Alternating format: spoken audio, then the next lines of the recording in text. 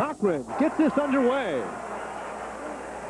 And it's a good kick that drives Terrell Willis back into the end zone. He'll down it there, so the Scarlet Knights, led by quarterback Ray Lucas, will take over. 1st and 10 from their own 20-yard line. So, Bob, already a little strategy as Barry Wilson decides to defer, and kicking with the wind certainly helped there as Lucas brings out the Scarlet Knight offense. I think you got to believe the wind is a factor on the field, or else Wilson would have made that decision. He wanted the wind at his back here early in the ball game. Presley and Bailey will start. And this is Bruce Presley up the middle. Big hole out to the 35-yard line. Brought down by Ray Farmer. But it's a 15-yard gain for Bruce Presley, who had fumbleitis in the opening night, dropping the ball 3 times. Setting the Rutgers offense, it's Ken Damon and Scott Picocious on that left side. Bleish improved at center with Spitzer and Vaughn to the right side. The quarterback is Lucas. Bailey and Presley in the backfield. Brantley, Battaglia, and Henry are the receivers. Lucas. Again, it is Presley stumbling forward and just about getting back to the original line of scrimmage. Travis Pearson making the key stop for the Duke defense. As you look at the Duke defense, you're going to find that Pearson just made the play. Warren Scoville, excellent tackle. David Waffle, Rutgers Fields is the best defender of them all. Dwayne Marks at the other end position. The linebackers are Sherrod. Burden is the outstanding middle linebacker. Hawkins at the other outside linebacker. And in the backfield, watch for Ray Farmer and Sean Thomas at the cornerback to be the best defenders. Lucas into the right flat, complete to Presley. And Presley brought down just shy of the 40-yard line by Brad Sherrod. Sherrod, the senior from Monroe, North Carolina. They knew they had to throw the football. They want to put that ball in the corner. They want to be able to get it to the backs. That time you saw the beginning. Presley is outstanding as a receiver. Outstanding receiver coming out of the backfield. As you watch here, watch Lucas on the drop back action. You'll see number 44, Presley, in the flat, catching the ball underneath, and they're hoping to get him the football along with Willis, give him a chance to run in the open field. 3rd and 6 from the 40-yard line. Shotgun formation. Lucas, a bullet. Mario Henry had it and dropped it, and Sean Thomas got a hand in to break it up for Duke. That looked very close to pass interference. He came up, put his hand on his back that time. Very close call. The officials did not make the call, but they're going to come back to that sideline cut. There it is now. Watch number 6, Thomas, come right over his back a little bit and get his hands on him. That's a very close one.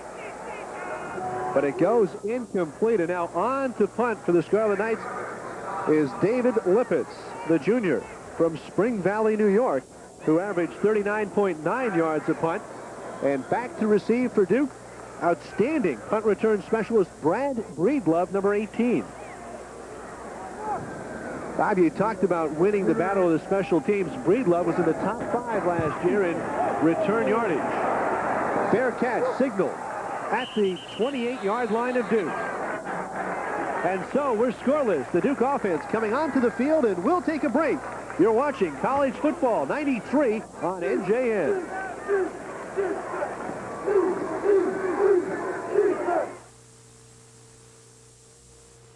Complete.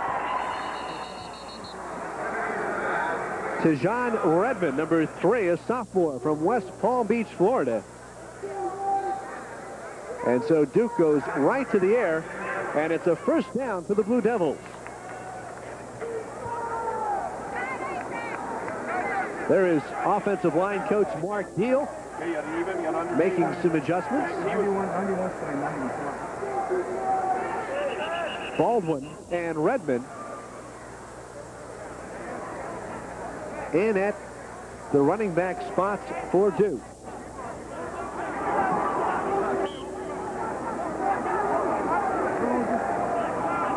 Put to the left is 81 Stanley Dorsey.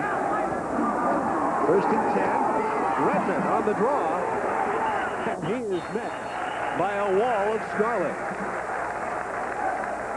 Let's set the Duke offense for you. Up front, Steve Alderfer is probably the best offensive lineman at left guard. At the skill positions for the Duke Blue Devils. Getting the start. Quarterback Spence Fisher, Baldwin and Redmond, the running backs Breedlove, Dorsey, and the tight end is Dan Clark.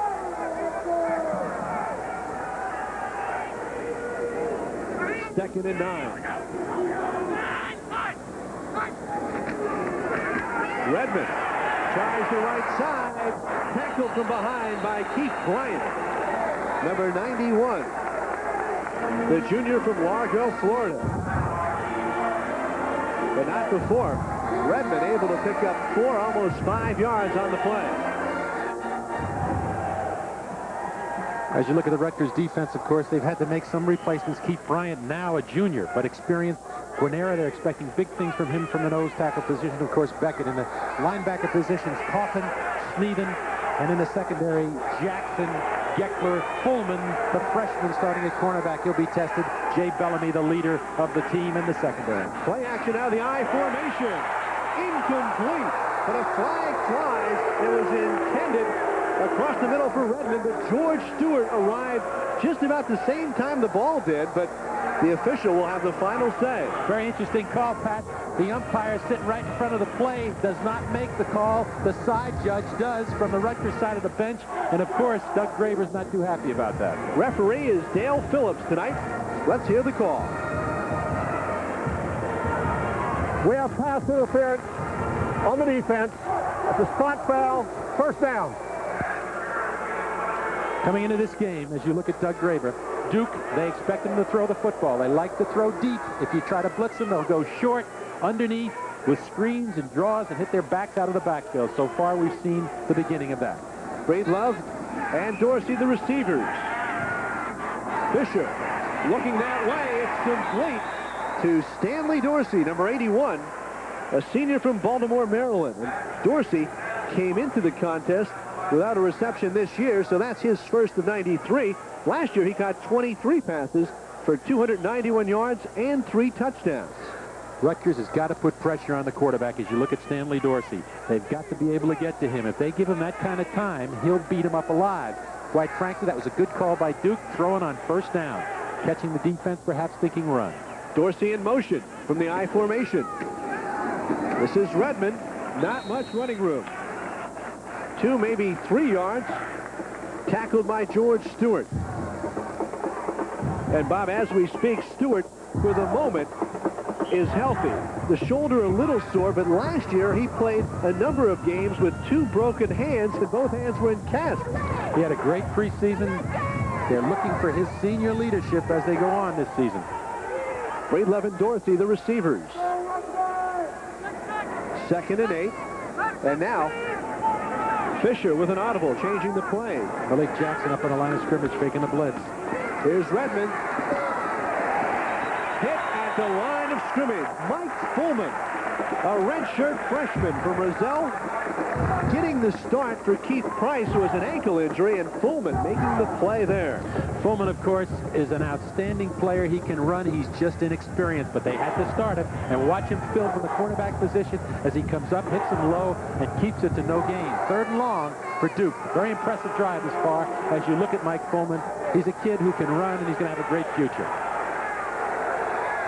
Dan Clark, the tight end, is split to the right, along with Stanley Dorsey. Breedlove to the bottom of your screen. Fisher, complete. Brad Breedlove. First down, Duke at the Rutgers 21-yard line. They went to work on the redshirt freshman Fullman that time, and you watch as Breedlove comes down. Watch to the left of your screen as the drop-back action of Fisher. He looks right, looks left. Look at the cushion there, and by the time Fullman comes up to make the hit, the ball is there. Excellent pass by number 12, Spence Fisher, the junior, who at 6'3", 215, has good vision. And there's Breedlove out of Homosassa, Florida. He's an experienced receiver. 5'11", 175. Meanwhile, Duke driving. 1st and 10 from the 20. And we had movement on the offensive line. Jeff Smith, number 74, a junior from Medford Lakes, New Jersey, out of Shawnee High School. Apparently jumping off sides. Smith, recuperating from a knee surgery, was moved to offensive tackle in the offseason and getting his start ahead of Clarence Collins. There's Barry Wilson in his 4th year as head coach at Duke, graduate of Georgia. Former assistant to Steve Spurrier here, as well as an assistant in the pros at Tampa Bay and at Georgia Tech. Big game for the Blue Devils to come up here and play in New Jersey against Rutgers. Please set the clock at 9:51. So the clock showing 9:37, but Phillips says set it at 9:51. 1st and 15. Still a couple of ticks away from fulfilling Dale Phillips's request. Bob, interesting, Spence Fisher getting the start over Ohio State transfer Joe Pickens, who started last Saturday's contest for Duke against Florida State. And immediately Barry Wilson deciding that Fisher showed him something as he came in at the half and apparently outplayed Pickens. Redmond in motion. Screen, wide open, complete to Baldwin. Baldwin inside the 15, down to the 12-yard line. Robert Baldwin brought down by Jim Guarnera. And we've got a Duke player shaken up at the 16-yard line. The Duke player is number 51. That's Alderfer, the left guard, outstanding senior at 6'4", 280. Duke likes the screen, throw underneath and screen, and that time they came out and they showed the screen. There's Alderfer out of Chalfont, Pennsylvania. Played for that outstanding program at Central Bucks High School, Bob. So we'll get a condition report on Alderfer from Mike Mayock on the sidelines. Meanwhile, off a gain of 8, 2nd and 2. Baldwin and Redmond from the I formation. This is Redmond. And he noses his way toward first down yardage, just about to the 10-yard line. Andrew Beckett and Keith Bryant combining on the stop for the Scarlet Knights. So far, you've got to be impressed with the offensive calling for Duke. They've really changed up. They've kept Rutgers defensively off balance by throwing on the early downs, giving a lot of play action coming off of that. And right now, they're sitting on the 10-yard line with a 1st and 10 for a touchdown. And Rutgers got to do something different. The field shrinks when you get down into this situation, so they've got to get more people up in the play, and they got to put pressure on the passing game of Duke right now. Big Robin Dorsey split to the left, moving on the right side. Baldwin off a little counter action, gains 2 yards, but a flag across the field. And I believe it was Matt Williams jumping off sides. We have a dead ball. False start on the offense, 5-yard penalty. Of course, when you come to put pressure on a quarterback on the offense, it means you're going to be playing some kind of man coverage. Rutgers has to key up on these backs, these wide receivers, playing tight and be able to stay with them. But most of all, they have to start putting pressure on that quarterback because Fisher's had time to throw the football. So it's been a good Duke drive. This is the 10th play of the drive. Fisher changing off the line of scrimmage. Quick drop out in the left flat. Complete to Brad Breedlove. Tackled by Mike Fullman. This time they catch him in the zone. Watch this again. They go to the wide receiver. He reads the defense. He looks right, throws over here. You see 27 off the ball, playing a little bit soft, a little bit too much cushion, and the receiver makes the catch, gets them back to where they started. Now they're looking at 2nd and 10 on the 10-yard line. So Mike Fullman, the redshirt freshman from Roselle, being tested. 1st and goal for the Duke Blue Devils. First quarter action. They pitch to Redmond. And Redmond spinning. Brought down at the 7. Jim Guarnera. Last man up for the Scarlet Knights. Guarnera getting the start at nose tackle ahead of Rashad Swinger. He also got a little bit of help from George Stewart on the play, and Redmond gets up, walking gingerly back to the huddle. There's a good look at Guarnera, sophomore from Plainville, New York. Very active at the nose tackle spot. 3rd down and goal to go from the 7. Baldwin, the lone running back. Fisher pumps once. Incomplete, out of the hands of Stanley Dorsey. And boy, Bob, they are really going to work on Mike Pullman. The first incompletion for Spence Fisher. Rutgers has to breathe easy because they're going to get away here with them going for a field goal try, but they're going to run. He's just going to run deep on. He runs straight at the cornerback Pullman. He just breaks it off in the corner. He's got him wide open. He just overthrows him. But look at the cushion between 27, Pullman, the defensive back, and Dorsey, the wide receiver. Tom Cochran on to attempt a 24-yarder. It's up. It's good. So Tom Cochran, a junior from Bethlehem, Pennsylvania, puts the Blue Devils on the scoreboard with 6:49 left here in the first quarter. Duke jumps out 3-0. We'll take a break and return to Giant Stadium. You're watching NJN, the New Jersey channel.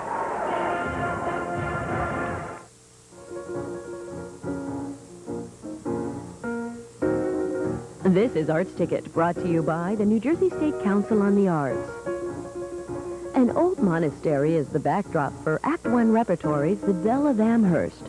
Don't miss this intimate look at the life of Emily Dickinson at St. Michael's Villa in Englewood Cliffs. Bob Cassiel and Mike Mayock as Tom Cochran gets ready to kick off. Terrell Willis to the left, Bill Bailey to the right of your screen.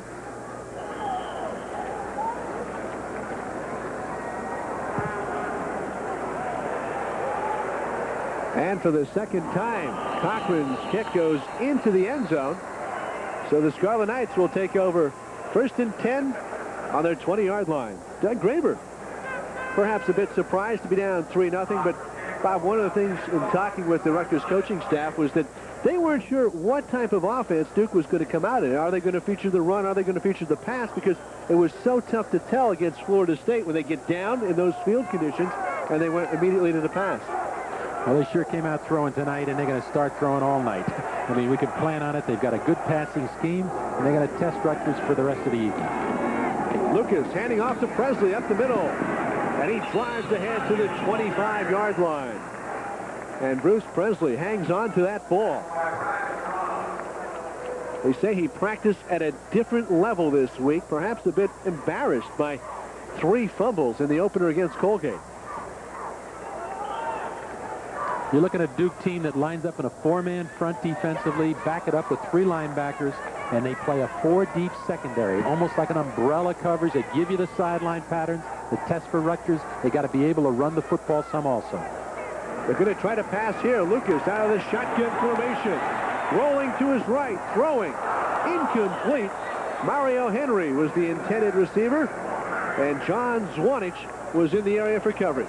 Excellent defense by Duke that time. They did not permit Lucas to scramble after they rushed him out of the pocket. But more importantly, this team, number 6 in particular, Sean Thomas, will not let you get deep on him. They really give you the inside or up front patterns. They will not let you get behind him. And Lucas has to remember that. He can't afford to put the ball up for grabs.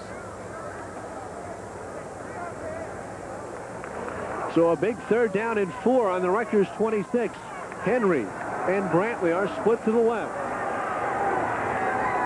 Eddie Walker flanked to the right, now moves out to the right. Presley, the running back. Lucas quickly to the big tight end, Marco Battaglia. 1st down, Rutgers.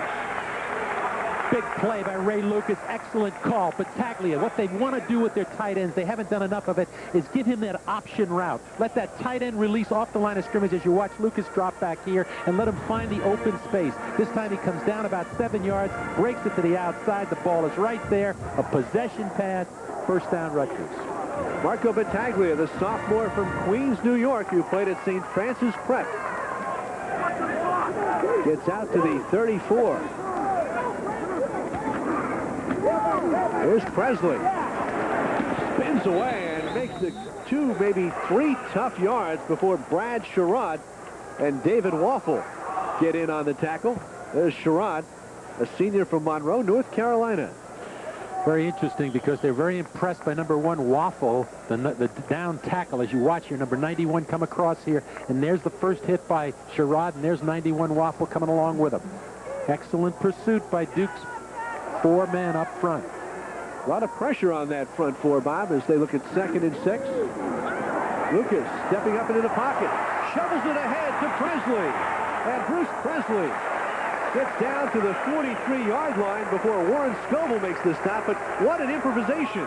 And I think that's what it was. I don't think this was a called play. It's just Lucas seeing his number 44, Presley, coming up. As he looks there, there's pressure on him. Put a lot of pressure on him on the outside. You see again Sherrod coming from the outside position. He just shovels the ball up and turns what could be a loss or no gainer into a gain. They got 3rd and short yardage. And here goes Presley. 3rd and 1 for the Scarlet Knights from the 43-yard line. They'll hand off to Bruce, left side, first down and more for Bruce Presley and Rutgers into Duke territory at the 43-yard line. Sherrod and Farmer making the stop. Good job on the left side by Pat Coaches, Damon the left tackle, and Bleich the center. Watch this as you see on the left side of the screen. And there's the blocking pattern. Just hands the ball to the single back, and he just breaks it over the left guard and left tackle for big yardage. Power runner, tough back, nasty, and great hands coming out of the backfield. That's the way his offensive coordinator, Stan Parrish, described Bruce Presley. Rutgers now putting together a drive with 3 first downs. Triple receivers to the left after that 12-yard gain by Bruce Presley. Lucas rolls right. Intended for Thunderbird. May have been pass interference, but no flag called. Zwanich was there to greet freshman Reggie Thunderbird. Get back on the field, Coach Graber. Little boot action by the quarterback as he comes out of this roll. You'll see it. Little fake action there to the single back there, Presley. He comes out from that, and he's looking for the crossing receiver. Now, you read that. Very close call. It looked like the defensive back, Zonich, very aggressive sophomore at 6'2", 210, was all over the receiver. You know, it's interesting, Bob. It's an ACC officiating crew led by Dale Phillips, not a mix of ACC and Big East officials. Here's Presley on the draw. First down, Rutgers. Bruce Presley with a burst, brought down by secondary performer Ray Farmer, but not before he picks up a first down. Rutgers offensively run the option routes.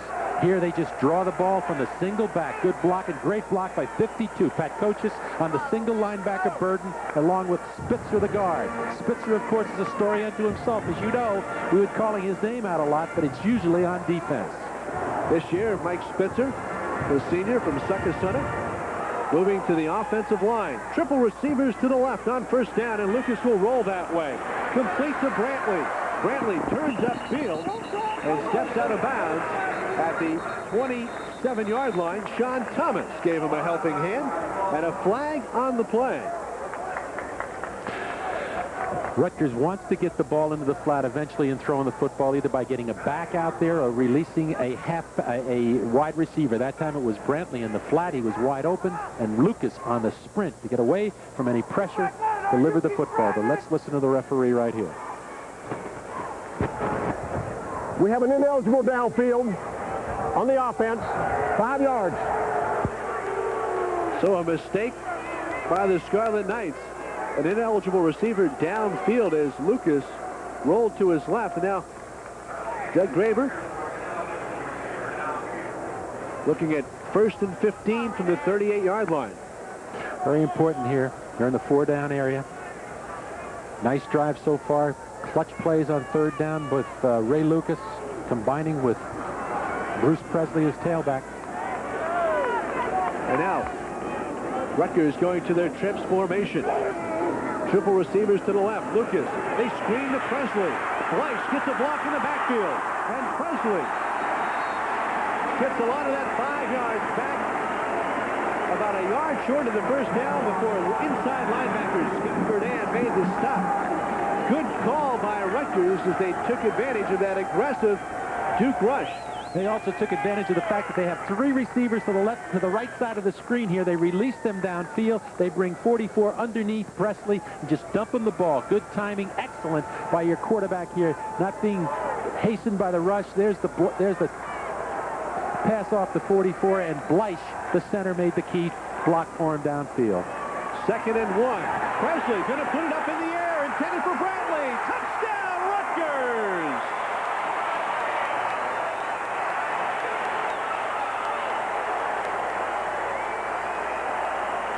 Tailback Bruce Presley to senior wide receiver Chris Brantley for the score.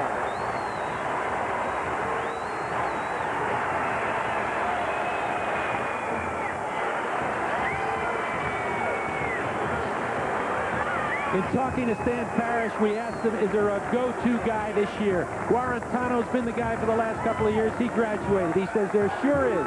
It's going to be Brantley. He's earned the spot. And that was the kind of play you come to that guy with. Great execution. And Bruce Presley shows you he can put it up. And that time he was wide open. Fortay to hold. John Benestad, the extra point try is good. And so with 2:28 left in the first quarter, Doug Graber and Rutgers Scarlet Knights go ahead 7-3, and here it is again, Bob. As you look at it here, it's off the sweep action. He just tosses it back to him. He gets the ball set in his hands, and look at the cushion there as Brantley got behind the defenders. They were all looking for run on third down and short yardage. Big play for Rutgers. That's the kind of play you need to get everybody back in the ball game. We'll take a break and return to Giant Stadium with the Scarlet Knights lead Duke 7-3.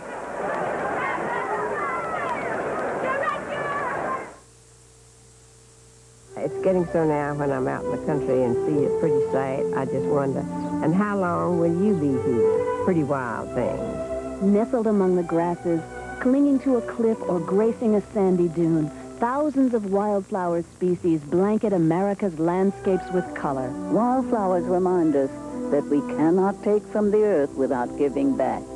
Don't miss Wildflowers with Helen Hayes. Wednesday night at 10:30.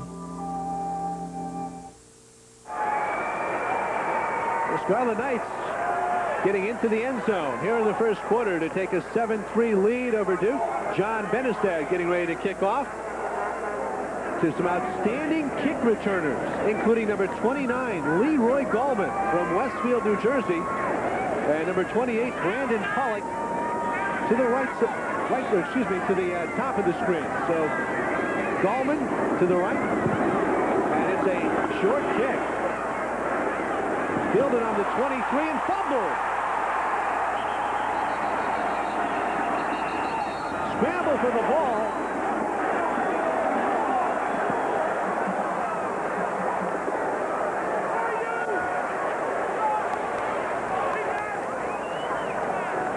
Duke retains possession.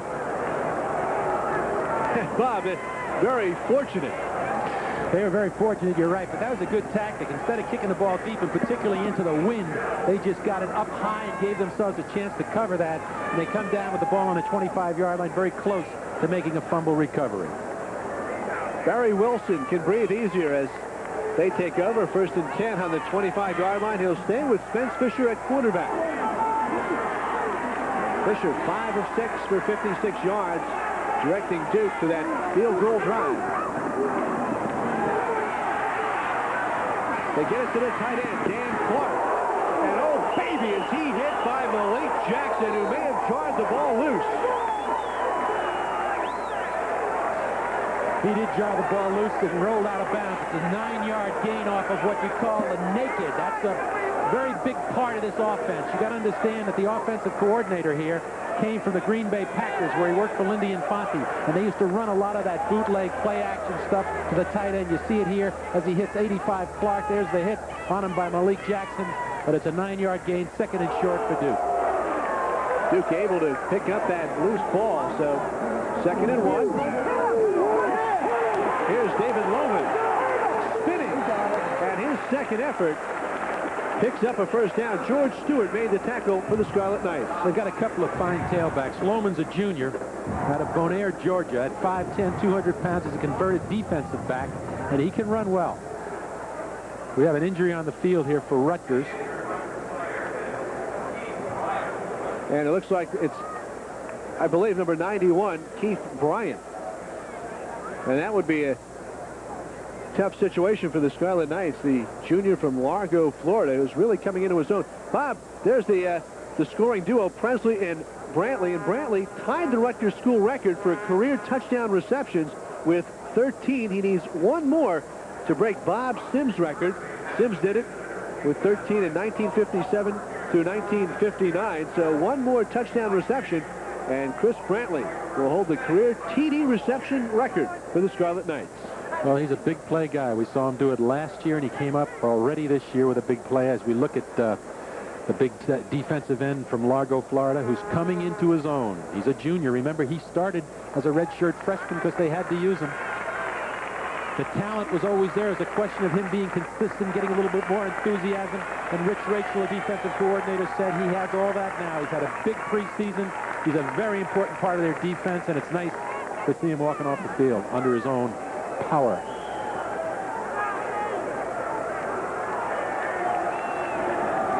So now 1st and 10, ball on the 36. The play action fake. Complete to Stanley Dorsey. Anthony Coffin making the stop for Rutgers. They're working the sidelines real well. Little play action as you described it, but it holds everybody, freezes up everybody, and gives the receiver a chance to get out in that open area and get himself open. And Fisher, so far, has been really excellent in the delivery of that football, right on the money.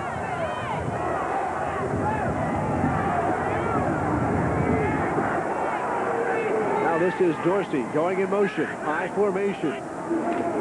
Lohman is the tailback. He gets the ball and battles his way close to first down yardage for Duke. Jameel Jackson making the stop along with Andrew Beckett. David Lohman coming into the contest, the junior from Bon Air, Georgia. Carried 7 times for just 14 yards against Florida State.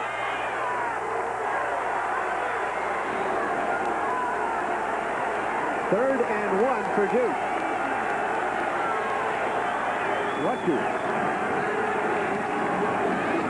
shows some pressure.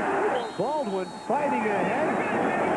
And it looks like he has picked up the first down with just 7 seconds left here in the first quarter. There's Jameel Jackson. Baldwin's a fullback. He's a senior at 6 foot 230. Had a good game against Florida State, catching the ball coming out of the backfield. He's out of DeLand, Florida. Good, tough runner, and it looks like he picked up the first down.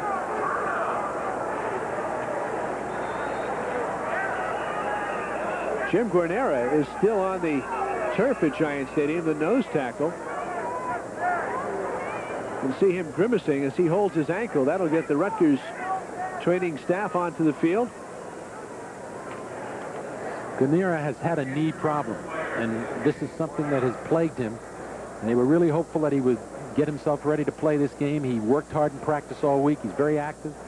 He makes plays defensively. And losing him would be a big loss for him, particularly tonight against a team that's putting a lot of pressure on him, both running and throwing the football. If he's out, that means we're going to see another redshirt freshman come in for him, and that's Rashad Swinger at 6'3", 286. A true freshman, plays with a lot of intensity, but he doesn't have the experience of Guarnera. Fortunately, Guarnera again walking off the field. Jim Guarnera, in fact, missed a lot of 1992 after suffering a knee injury. So Duke with 7 seconds showing. Well, 1st and 10 from their own 47. Rashad Swinger, number 99, does replace Guarnera at nose tackle. This time Duke will operate from the pro set. Fisher looking deep for Breedlove. Breedlove beating freshman Mike Pullman and getting down to the 5-yard line of Rutgers. What a pass. Excellent pass by the quarterback Fisher, but they took advantage of inexperience, and they're picking on number 27. What an indoctrination for him. But look at, we got ourselves end of the first quarter. End of the first quarter. I couldn't, there's so much excitement on the field, but that was just a fly pattern by the wide receiver, just running down the sideline, and he beat him. Rutgers leading 7-3. We'll be back for the second quarter action.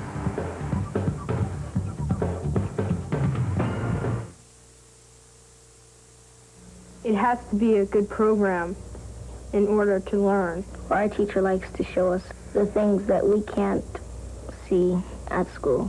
Instead of reading the book, you can see it. It helps. Ball 93, Rutgers with their backs to the end zone. Duke, 1st and goal from the 5-yard line. Rutgers leading 7-3. There's the handoff to David Lohman. And Lohman battles his way across the 5-yard line. Maybe picks up a tough yard. Malik Jackson and Bob Sneathen making the stop for Rutgers.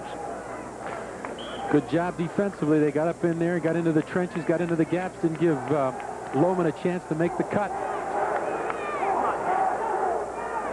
Rich Rachel, the Rutgers defensive coordinator, and the black windbreaker. 2nd and goal.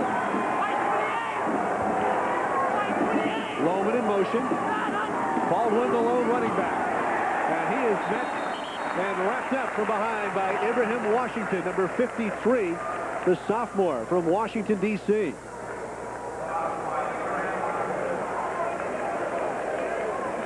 No, wait.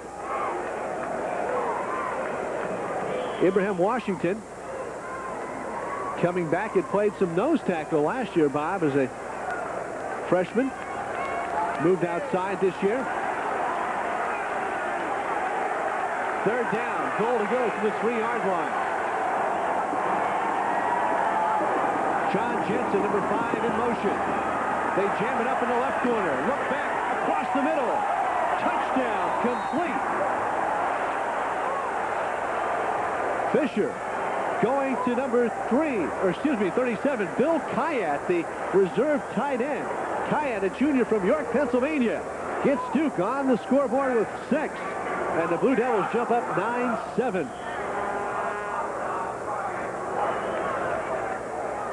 Rich Rachel and Doug Graver looking on, looking for the answer. Spurrier to hold. Cochran, the extra point try. It's up. It's good.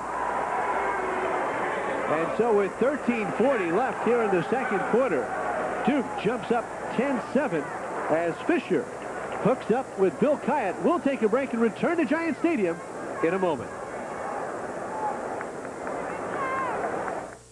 A day after word leaked out that McGuire Air Force Base is on the Pentagon's list of targeted military base cutbacks, New Jersey lawmakers are gearing up for a battle. Very active today. You can see the spiraling bands coming in counterclockwise around that area of low pressure to our south. Very windy conditions. What a moment for Rider College basketball. First year in the Northeast Conference, we get the automatic bid. I'd say I watched the replay again. I can't believe it still happened.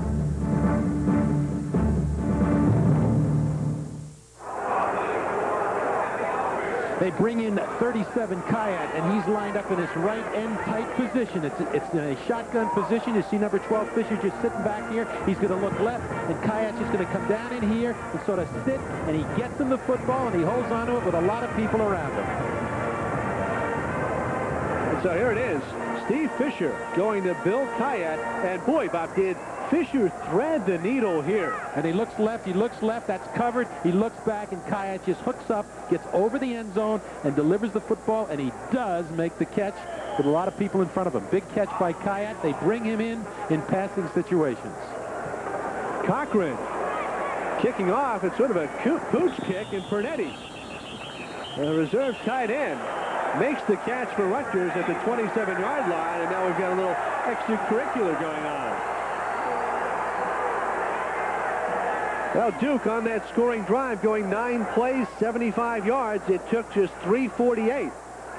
And Fisher to Kayat for the 3-yard touchdown pass. Let's go down on the sidelines to Mike Mayock. Mike? Well, bad news for the Rutgers defense here. Defensive end Keith Bryant, you can see right here behind me, he's got the big ice patch on his knee. He's got a strain of the medial collateral ligament. They're going to re-examine him at halftime, but odds are you won't see Mr. Bryant again today. So we'll get a chance to see some of that depth we talked about before the game, guys.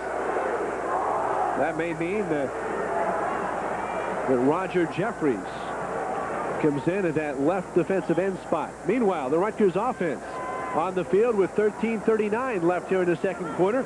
Ray Lucas at quarterback. Bill Bailey and Presley the running backs. This is Presley. Bruce Presley. Out to midfield and into Duke territory. Zayn Abdul-Ali, number 27, making the stop for Duke.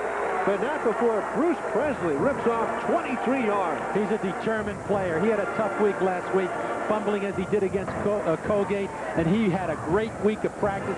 He's a determined player. As you see him run, there's a trap as they get a block from number 81 coming across Battaglia, and there's 44. Once you get him into the secondary, he's going to bruise somebody.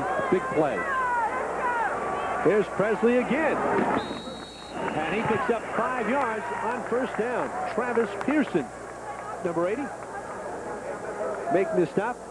Well, the first quarter, which Rutgers led 7-3, but the stats telling the story. Duke electing to go upstairs for 120 yards in passing, Bob. Yeah, that's the difference right there. They had good possession that first quarter. Their first drive, they got 3 points out of it, but they've thrown the ball extremely well, and their quarterback, Spence Fisher, has had little or no pressure applied by the Rutgers defense. Presley in motion this time on 2nd and 5. Lucas looks back to Bruce. It's complete. Brad Sherrod from Monroe, North Carolina, who has 18 career starts for Duke, makes the stop, and Presley comes up about a yard shy of the first down. We said we could put it in the flat, and that time they did it. With motion by Presley coming out of the backfield, they got him up on the sideline, and he had plenty of an opening to get the ball to him in a first down. And Lucas on the keep burrows his way toward a first down. Ray Lucas, who last week was 10 of 11 for 108 yards and 3 touchdowns. The only incompletion was an intentional grounding call. And now it's a real tough spot, one that the fans here at Giant Stadium don't like, and they're going to bring out the sticks and measure for the first down. Lucas also had 3 rushes against Colgate for 18 yards and a touchdown. But he did pick up the first down here. 1st and 10, Rutgers from the Duke 38.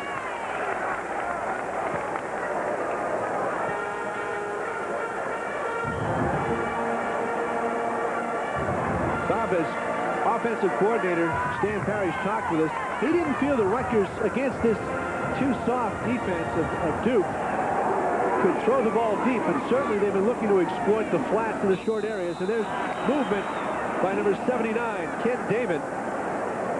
What you have here is a lot of automaticing on the line of scrimmage by the quarterbacks. In this case, Lucas was doing that. Damon jumped and gave him 5 yards. Getting back to throwing the ball deep. Foul. False start on the offense. 5-yard penalty. Duke is basically a zone defense team. They play 4 deep or they play 3 deep. That time they were coming with 3 deep. But it's hard to get deep on them. But basically, you can get the short pattern in the flat. As you look at the lineup here, they give lots of cushion to the wide receivers. Lucas flips it ahead to Presley, and this time Brad Sherrod diagnoses the play and drops Presley for a loss. That's a shovel pass coming off a sprint out action. And really, if you want to look at this again, we'll see how they set up for this.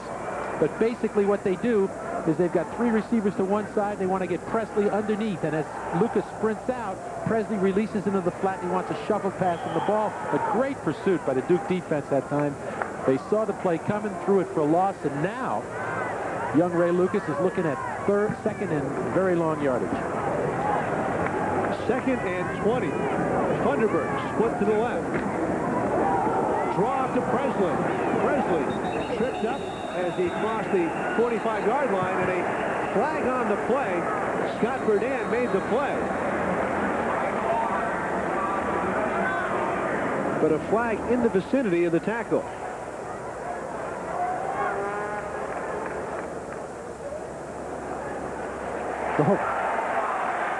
Dead ball, personal foul against Duke, says Dale Phillips. That's a tough penalty to take. They've got them 3rd and long yardage coming up. They give them that penalty. Mike Stallmeyer, number 98, a junior from Cincinnati. And Barry Wilson upset about that call. Gives them a first down. Had them 3rd and 20, 3rd and 17. And they get a personal foul. Gives Rutgers a first down inside the 30-yard line.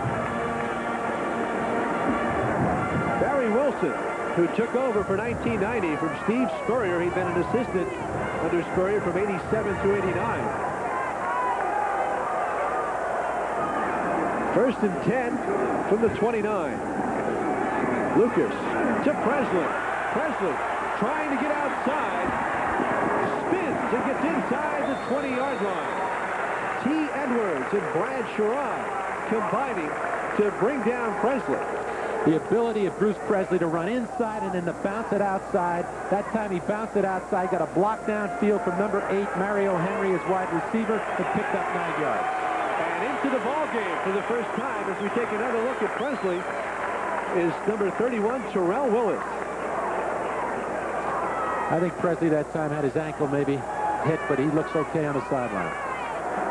So there's Willis, the redshirt freshman from Orange, New Jersey. 2nd and 1. They'll hand it off to Willis. And he bounces outside. And very close. And yes, first down Rutgers. By Terrell Willis. AP first team All-State. And he really has some high expectations. He's got great speed. He's young. He tries to score a touchdown every time he carries the ball, but that's okay. But he's going to be a great one for him. He'll stay in at running back for Rutgers.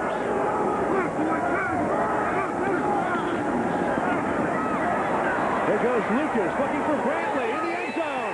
Touchdown, Rutgers! And with that touchdown, Chris Brantley goes into the record books as Rutgers touchdown reception leader with 13.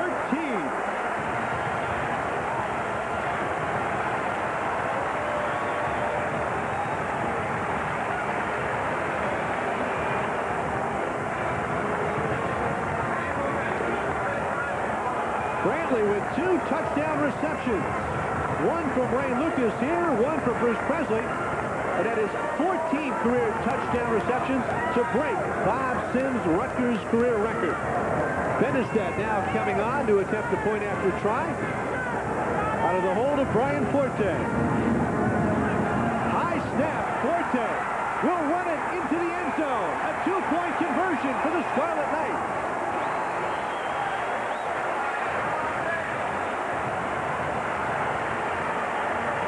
That's a great call. Great play, and of course Fortay, who's been practicing real well and really, we know, has all the talent in the world. That time he came up and he just, on his own, as you see his counterpart, number 1, Ray Lucas, congratulate him, just picked that ball up and made a big play by getting that in the end zone. 15-10 Rutgers. We'll begin with a look at the touchdown. Lucas to Brantley. As you see here, they're going to sprint out on the corner and watch the block by number 31 Willis. As Willis comes to the corner here, you're going to see it, and we can stop it right here. You're going to see the delivery of the ball right here. Brantley ran short. The cornerback, number 7, Edwards, came up to make the play on the short run, thinking he was going to run the football, and Brantley slipped behind him, and Lucas put it behind him. Now watch this. Watch the snap here. Watch it. It's a little bit high, and he can't handle it. And watch him get outside. The defender here, he sees the end zone, and he takes off. And that's a big play early in the football game for Rutgers as Bryan Fortay gets in for 2. So the Scarlet Knights lead 15-10, going 8 plays, 71 yards. It took 4 minutes and 34 seconds. And the Scarlet Knights happy about that 18-yard touchdown pass, Ray Lucas to Chris Brantley, as Brantley went into the Rutgers record book with 14 career touchdown receptions. I'll tell you what, Bob, we've had 5 possessions and 4 scoring drives. Well, the test here, though, Pat, is very clear. Rutgers realizes they're in a football game because Duke offensively moves the football extremely well. They've got to do some different things defensively to change up and try and get pressure on this quarterback, particularly Spence Fisher, early on here. Because if they give him time, he picks them apart. And they're working on inexperience at the cornerback position. Mike Fullman has been eaten up alive. They come with Michael Roberts, but he, too, is a redshirt freshman. Here's Brandon Pollock from the 1. Pollock brought down at the 18-yard line. Tim Geckler and Mark Washington on the stop. And that's a big play because Duke came in as one of the top kickoff return teams in the country. In fact, Doug Graber said that they're the best special teams units he's faced thus far in his Rutgers career. 2nd and 10 Spence Fisher trying to direct yet another Duke scoring drive. 9 of 10. Wow. 123 yards and a touchdown. Robert Baldwin, the lone running back. He'll get the handoff and try the right side. And Malik Jackson brought his hitting shoes tonight. Malik Jackson has had a great preseason. As you know, he was an all-star last year from that strong safety position. Here comes 47, Baldwin on the corner, and look for number 43 as he comes up, and he will make the hit right there. That stopped Robert Baldwin's forward progress. Malik Jackson, the senior from Elizabeth, New Jersey. 2nd and 4, though. Baldwin picked up 6 on the run. Here's the pitch to John Redmond. And that's good for a Duke first down.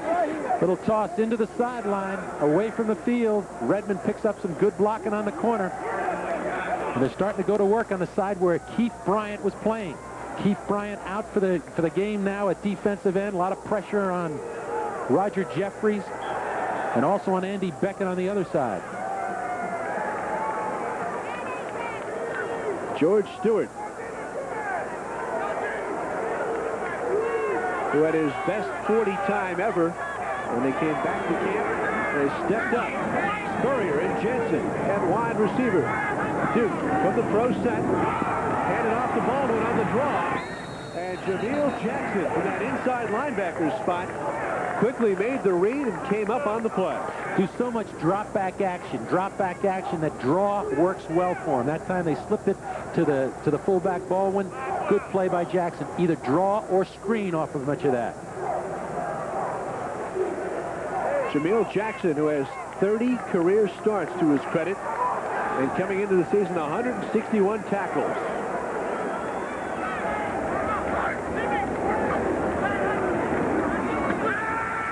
Fisher in the left flat, complete to Jensen. And Jensen is brought down by Michael Roberts, the redshirt freshman. Yes, he is Marshall Roberts' younger brother from Willow Grove, Pennsylvania. Marshall Roberts, who played for the CFL Sacramento team. Watch the cushion here. Again, you've got Roberts in there at cornerback. He gives a big cushion to the wide receiver. Just little play action pass. He delivers it on the corner. And that's the worry they have about these wide receivers as Jensen gets the first down. 1st and 10 from their own 45-yard line. Fisher changing the play. Looking left, batted down by Bob Sneven. Incomplete. Bobby Sneven, the junior from East Vineland. That's the first time we've called his name tonight. That might be a good sign for this Rutgers defense, Bob. He's a bona fide player. You turn him loose every once in a while. He's going to make the big play for you. He's got great speed, runs the 40 and 4.6, and he's 6'2", 235. Watch it here. He's automatic to the left side to the wide receiver, again working on Marshall Roberts, but he never gets the ball off. Sneeden was there. Fisher almost made the reception. 2nd and 10. 7:04 left, 2nd quarter. Fisher will change off now. 2 seconds left. They get the play off. Here comes the blitz from Jay Bellamy. Geckler had the interception in his hands and dropped it. And oh, did Jay Bellamy blitz from the free safety position. Tim Geckler had it, Bob, but here's another look. Watch this here. Here he comes right up the alley, and he's got a direct line on the quarterback, and just getting those hands in front of him forced him to throw a wobbly pass, and Geckler had an opportunity to come up with it. Just saw too much playing field in front of him. It was big third down here, Pat. It was intended for John Jensen, and Duke will call timeout. Well, the Rutgers defense trying to come up with a little momentum shifter. We'll take a break and return to Giant Stadium where the Scarlet Knights lead Duke 15-10. 3rd and 10 for Spence Fisher, this year's Duke Blue Devil quarterback. Straight drop, complete, and first down, Duke. Great effort that time by Fisher, sitting in that pocket with pressure all around him and finding, once again, number 37, Bill Kayat, from that tight end position. Again, he's a substitute. He comes in and looking at Dave Brown. We're jumping around here, but here he is in the stadium. Now the Giant quarterback. That was a big play by Spence Fisher. He came up out of pressure and hit that tight end for the first down. I think Dave Brown would have liked that throw by Spence Fisher. Fisher gets it off to Baldwin, and Baldwin, as a flag flies very close to the first down. Malik Jackson, another bone-jarring hit, but will await as the officials talk this one over.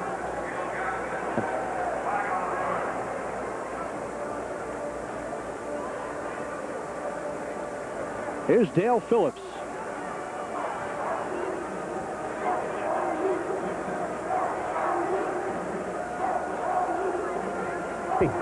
Got an ineligible downfield, number 70. 5-yard penalty for ineligible downfield. That is center Jerron Eggs. Watch this play here. This is called naked. The quarterback comes out alone with nobody on him, and he just slips the back into the flat to hit the ball. Now, they got a penalty on this, but you're going to find later they're going to come back to this because the flat area is wide open. See 47 in the flat? There is nobody around him. And that's what you call naked. He comes out with nobody else on him, and he just delivers the ball in the flat that time to the fullback, Baldwin. First down, 15 yards to go. Duke Blue Devils. Fisher looking into the right flat. Incomplete. Intended for Dan Clark, the tight end. Tim Geckler there on the coverage, along with Ibrahim Washington. Rutgers defense knew coming in, the defensive coaches knew that Spence Fisher had a good arm. He was accurate. He also can scramble some, and now they're starting to roll him out of that pressure to try and give him a chance to get away from it and deliver the football. That time the ball was there on the money for Clark. He just didn't hold on to it. Well, they have racked up some yardage with plenty of time left. 6:04 left in the first half. 182 for Duke, 167 for Rutgers. But Fisher looking for 15 here. Gets it off to Redmond, and to John Redmond has a tough time getting back to the original line of scrimmage for the drive. Jim Guarnera and George Stewart combining on the tackle. Good to see Jim Guarnera back on the field. Let's go now to the sidelines. Mike Mayock. Mike? Patrick, we've got Billy Kayat down here. Just took a shot on that second catch he had. They're examining him. Right now he's out until he gets his breath back. They're going to examine him again, and they'll determine at halftime whether he goes back in. Okay, Mike. So he's not available here on 3rd and 12. Fisher. Complete to Brad Breedlove. He was well defensed. Sean Smith and Jay Bellamy were right there, but somehow he hauls it in for the reception. They blitz that time. They come with pressure, and Jay Bellamy, who's man for man on number 18, Breedlove. Watch this. You'll see number 9 come into the picture here, but he is a step behind him, and he never finds the football until late, and 18, Breedlove makes the catch. Good read on the part of Fisher, the quarterback. He read man coverage, and he got the open man. Breedlove now 4 receptions for 91 yards. 1st and 10 from the Rutgers 20. They hand off to Baldwin. Not much for Robert Baldwin, who added 20 pounds in the offseason. Pat, they're giving a big cushion on the corners to these wide receivers right now. They're concerned. You've got Michael Roberts in there at cornerback. You've got to believe he's going to do something on the sideline. He's got a lot of space to work with. And that I'm talking about, the guy who's going to do it is the quarterback, Fisher. Big cushion by the cornerbacks for Rutgers. Bruce Spalding, number 40, in at linebacker now for the Scarlet Knights. On 2nd and 9. Fisher, complete again, and Bob, there's what you're talking about as he hooks up for a 5th time with Brad Breedlove. The cushion taken advantage of. Michael Roberts did make the tackle, but not before it's a first down. Here's the experience. Watch on the left side here, and you will see Roberts and the cushion that he gives him. As he drops back here, he's just going to read this thing, and Roberts is going to come down on the left side and just curl in front of him. As we freeze it right here, you see where he is wide open here. Look at how far back the defender is. Bob Casciola taking us to school this year on our NJN telecast. Spence Fisher, touchdown to Stanley Dorsey. A 9-yard scoring strike on the 13th play of the drive. And Dorsey beats Tim Geckler. Rutgers defensively is really a little bit shaken in the secondary right now. They cannot cover these guys. They're concerned about them going deep. They're giving them a cushion, but also they're giving them all kinds of cuts.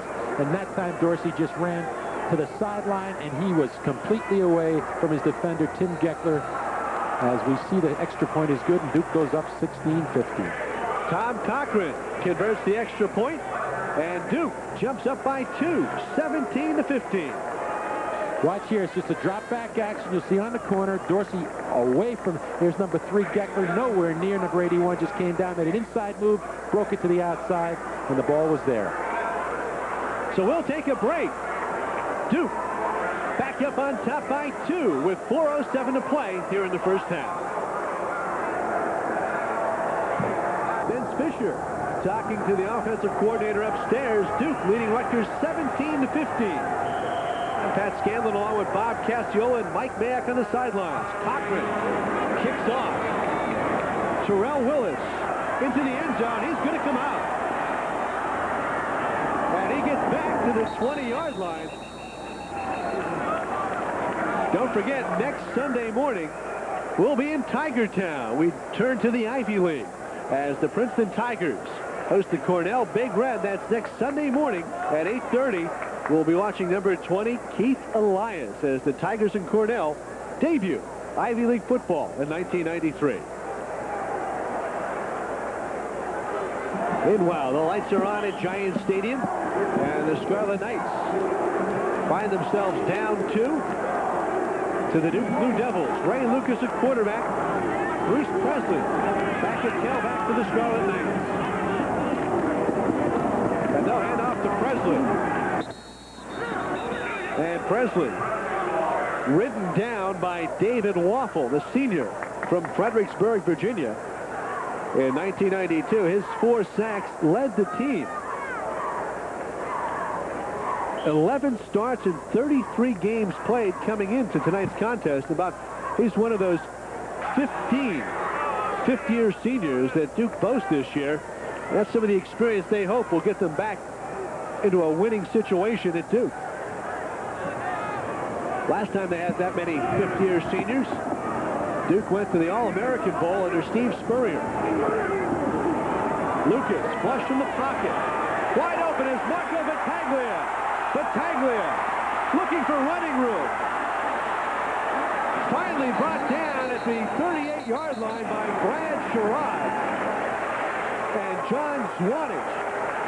But Marco Battaglia off a beautiful throw by Ray Lucas, a 39-yard reception. This time they spread the field. 2 wide receivers to the left, to the right side of the screen. They motion, and now look at 81 find the hole. The option route, he gets behind the linebacker. Remember, linebackers have got to cover tight ends. Battaglia at 6'3", 240 can run like a wide receiver. Here he thinks he's more than a wide receiver, but he gets a little extra yardage and a big first down.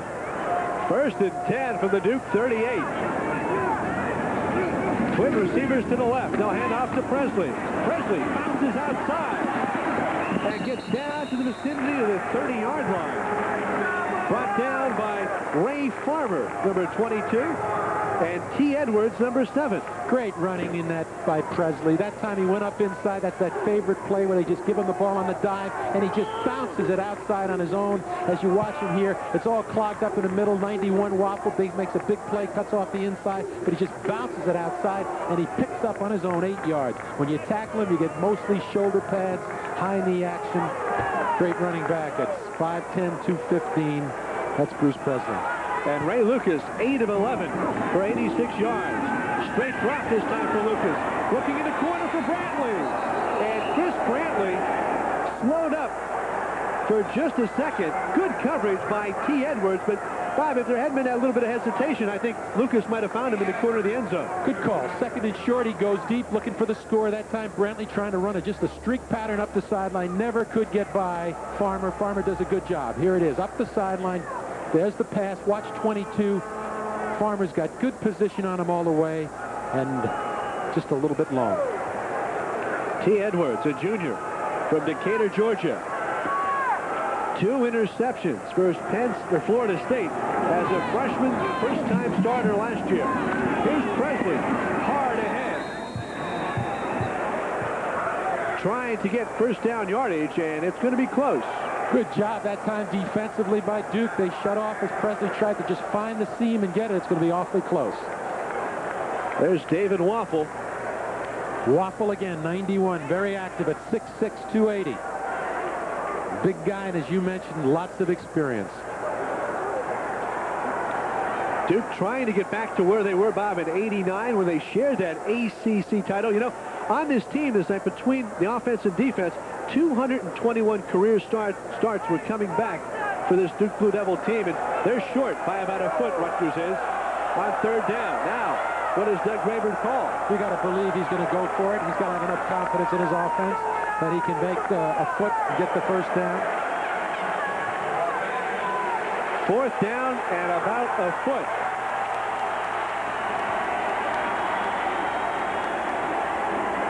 Lucas will try to get it himself. Well, number 94, James Kirkwood of Duke, doing his best to convince the officials. Well, they just got to give him a good mark here. If they do, he's got it.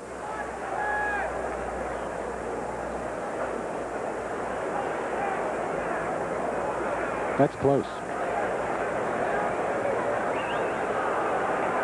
Ray Lucas doing his lobbing.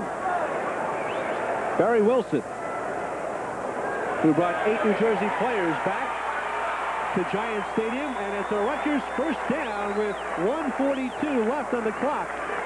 So the Scarlet Knights, 1st and 10 from the Duke 28-yard line. They'll send Brantley to the left, Walker and Henry to the right.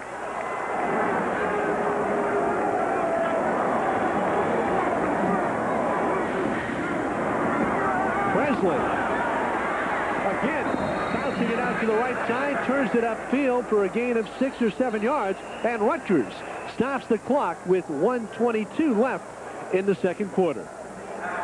Okay, they've got it down here in great field position. The only thing they have to work against now is the clock. They got to be aware of it. And good call on a timeout by Doug Graber. Get things settled, come up with the big play here.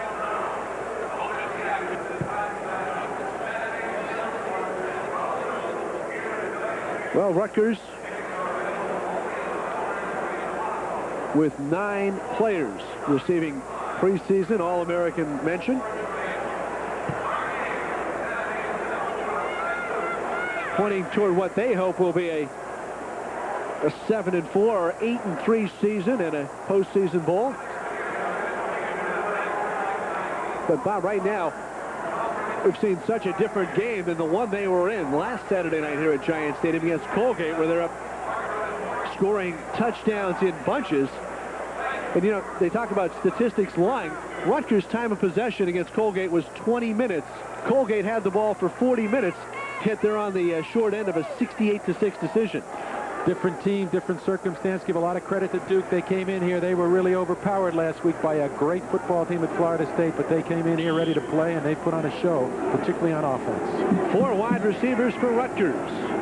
Brantley in motion. Henry and Walker to the left. Funderburg to the right. Lucas looks for Brantley. First down Rutgers, but he stays inbounds. T. Edwards made the stop for Duke. You look at this play, we talked about getting into the flat area. That time they did it with Brantley, got him into that flat area, coming with motion. As you look at this wide side, here's the open area because this guy's going to cushion, and they're going to get somebody coming into here for the pass. And it's Brantley coming in motion. He just hooks up. There's the play, first down. They hand off to Presley up the middle, and Bruce Presley gets across the 15 to the 14. Warren Scoville Number 75 makes the stop. And the Scarlet Knights again stop the clock, this time with 59 seconds remaining. 59 seconds remaining. They stop the clock. The ball inside the 15-yard line. They've got one timeout remaining.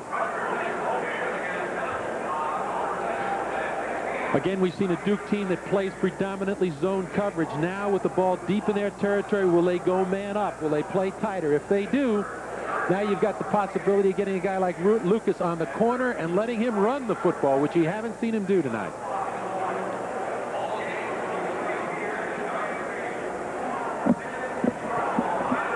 Barry Wilson and Doug Graber, both in their 4th seasons as head coaches at their respective universities.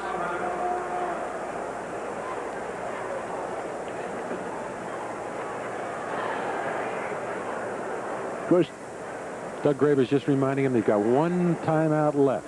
Use it properly. They've got their play call right now. Tight end in the ball game is Marco Battaglia. Battaglia could be a key guy in this series because, again, they go man for man. A linebacker has to cover him. They're going to split number 8, Mario Henry, wide to the left, with Chris Brantley and Eddie Walker. Triple receivers to the left. Shotgun formation for Lucas. He's flushed left. And Ray Lucas just threw it out of bounds over the head of Mario Henry. Good coverage that time by Duke. That time they were looking to the 3 receiver side. Duke came out and covered it well. And Ray Lucas threw it out of bounds very smartly. Now you've got a 3rd down. Bob, and it's 3rd and 7 right now. So they've got 53 seconds left. They've got 4 down territory, though. They got 4 down territory. They got to try and get the 1st down because they still have time on the clock with 1 timeout remaining. Again, it's triple receivers to the left on 3rd and 7.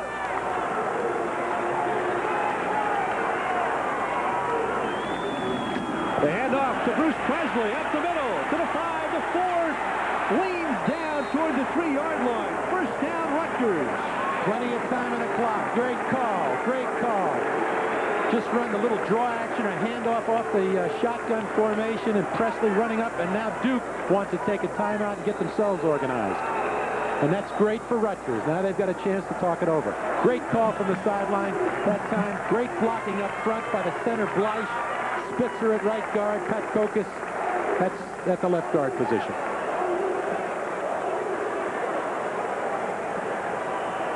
Here it is from the shotgun. He just hands the ball to 44, and he runs up behind the middle of that line. Good blocking up front. Got to the legs of those defenders and gives this big number 44 a chance to rumble, and he gets the 1st down. John Zwanich, the sophomore, up to make the stop for Duke. 48 seconds remain here in the 2nd quarter. Doug Graber's talking with Ray Lucas. They've got their plays in this situation. Just a matter now of remembering he's got plenty of time and he still has a timeout. And you don't want the sophomore quarterback to force a pass here. You want to come away with at least 3 and hopefully 7. Down by 2, 17-15. He made the key point. Don't force the football if you're going to throw it. They got a chance to run the football here if they want to, too, because there's time. Presley, the lone running back. Triple receivers to the left.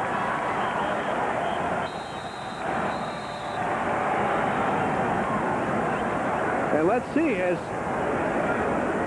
Dale Phillips signaled timeout Duke. So they call another timeout. So Duke with 1 and Rutgers with 1 timeout left. But don't forget, each Thursday night, I invite you to join me on NJN for the Doug Graber Show. Thursday nights at 7 as we talk Rutgers football as they take on the best of the Big East. It's Thursday nights at 7 in September. We'll move to 8 o'clock in October here on NJN. Let's go down on the sidelines to Mike Mayock. Mike? Hey, Pat, there's some real confusion here among the Duke defense. Last time, both times they tried to set up, there were 12 players on the field. Defensive backs running on and off the field. Finally, defensive secondary saw the back judge counting players. He got to 12. He said, that's it, timeout. We better not go. Back upstairs. That's why they're so smart at Duke, Mike. You see defensive coordinator Dale Strom, Barry Wilson, the head coach, looking on. First and goal from the 4, Bob. I think Rutgers surprised him that time, coming out with 3 receivers to the wide side of the field. First and goal on the 4. Lucas trying to quiet the crowd in the shotgun formation. Handed off to Presley again. Bruce Presley. They didn't give it to him. They did not signal touchdown. They said his knee hit the ground before he crossed the plane. Dwayne Marks, number 99, making the stop. Oh, we had a problem here. We had confusion with Rutgers. It looks like number 77, Vaughn, made the signal for timeout, and the official called it. Yet the quarterback, Lucas, was going up to the line of scrimmage to make the next call, so I'm not sure what Doug Graber wanted there. Well, we see 33 seconds left on the clock. Scott Vaughn, number 77, a senior from Phillipsburg, apparently signaled for the timeout. 11 plays on this Rutgers drive. So now, Bob, they've got to be careful. It's second and goal from the 1, but you got to give yourself enough time, if you have to kick a field goal, to get the team onto the field and be able to kick the field goal. Mike Mack, what do you think? Hey, Pat, Bob Cacciola was 100% correct. Vaughn signaled for the timeout. Lucas had him up on the line of scrimmage. He was ready to call a play or at least kill the ball. That was a smart play. If you kill the ball, you still have the timeout to use. Right, big guy? That's right. They made a mistake on that, and why Vaughn made the timeout signal, I'm not sure. He might have heard somebody yelling from the sideline, but he was the only one that did it, and because he did it, you're right. They've got to make a touchdown right now, or they're going to really be stretched to try and get themselves in a position to either kick a field goal or go again for another score. Dale Strom and Barry Wilson. Key play here for the Blue Devils. 33 seconds remaining in the first half. Presley. They fake to him, and it's Ray Lucas in for the touchdown, but hold everything. A flag on the play. That flag could go either way. It could be blocking. We have offsides on the defense. Penalties refused. Touchdown. So touchdown Rutgers. Ray Lucas. Good play action fake, and just ran for that right side flag for the 1-yard score. They came up with 2 tight ends, 2 backs deep. Of course, they have 44 Presley back there. Everybody thinking them running inside. Great play fake.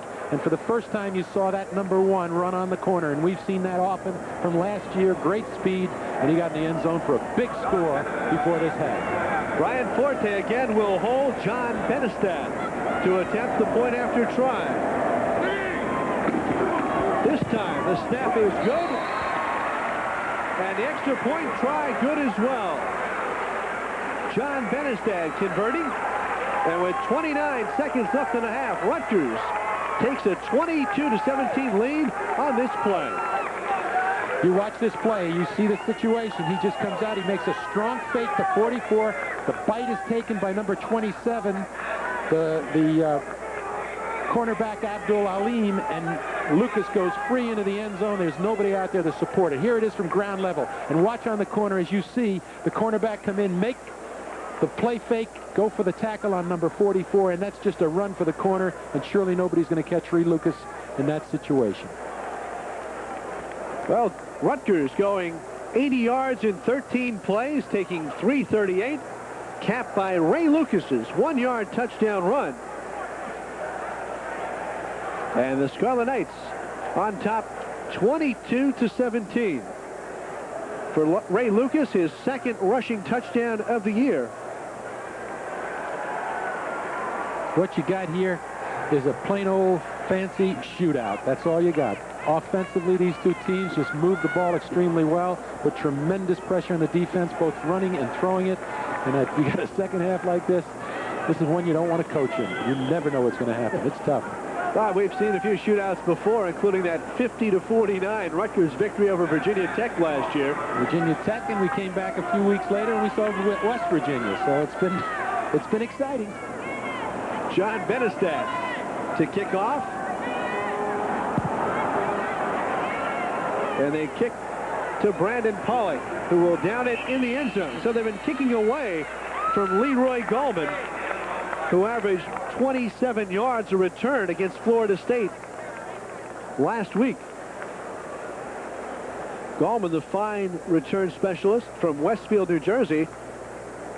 And here comes Spence Fisher back onto the field. 15 of 19, almost 200 yards passing in the first half. Bob, I think he's solidifying himself as starting quarterback for Duke. Mike Fullman is back in at corner for Rutgers. 1st and 10 from the 20. Handoff, and not much running room for Robert Baldwin. Barry Wilson is just going to take his time here, let the clock tick down, go in and reorganize at halftime. It's been an interesting first half. Roger Jeffries, who's in at defensive end for the injured Keith Bryant, making the tackle. And so the clock is winding down, and as you say, Bob, Barry Wilson will go into the locker room down by 5 as the Scarlet Knights take a 22-17 lead into the locker room at halftime. Mike Mayock is standing by with Doug Graber. Hey, Coach, is this an offensive coordinator? 28 and Leroy Gallman, number 29. Now, see, they're switching because Rutgers has been kicking away from Gallman. Let's see if Benestad picks that up.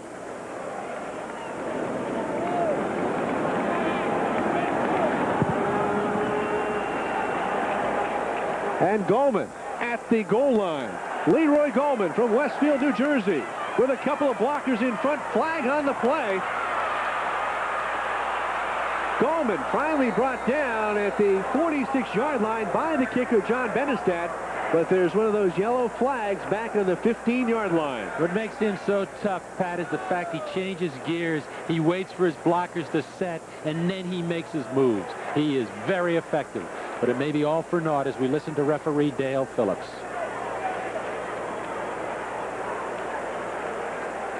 So an illegal block, and Leroy Gallman, his first chance to return a kick at Giant Stadium. And a good job except for the penalty flag. So Duke will take over, and Bob will be watching closely that Rutgers secondary. Well, they start off by bringing in 22 Michael Roberts, the redshirt freshman out of Willow Grove, Pennsylvania, at one cornerback, along with Tim Gechter, the senior, at the other. And we'll see what changes in the coverage Rutgers might use the second half to give support to those defensive cornerbacks.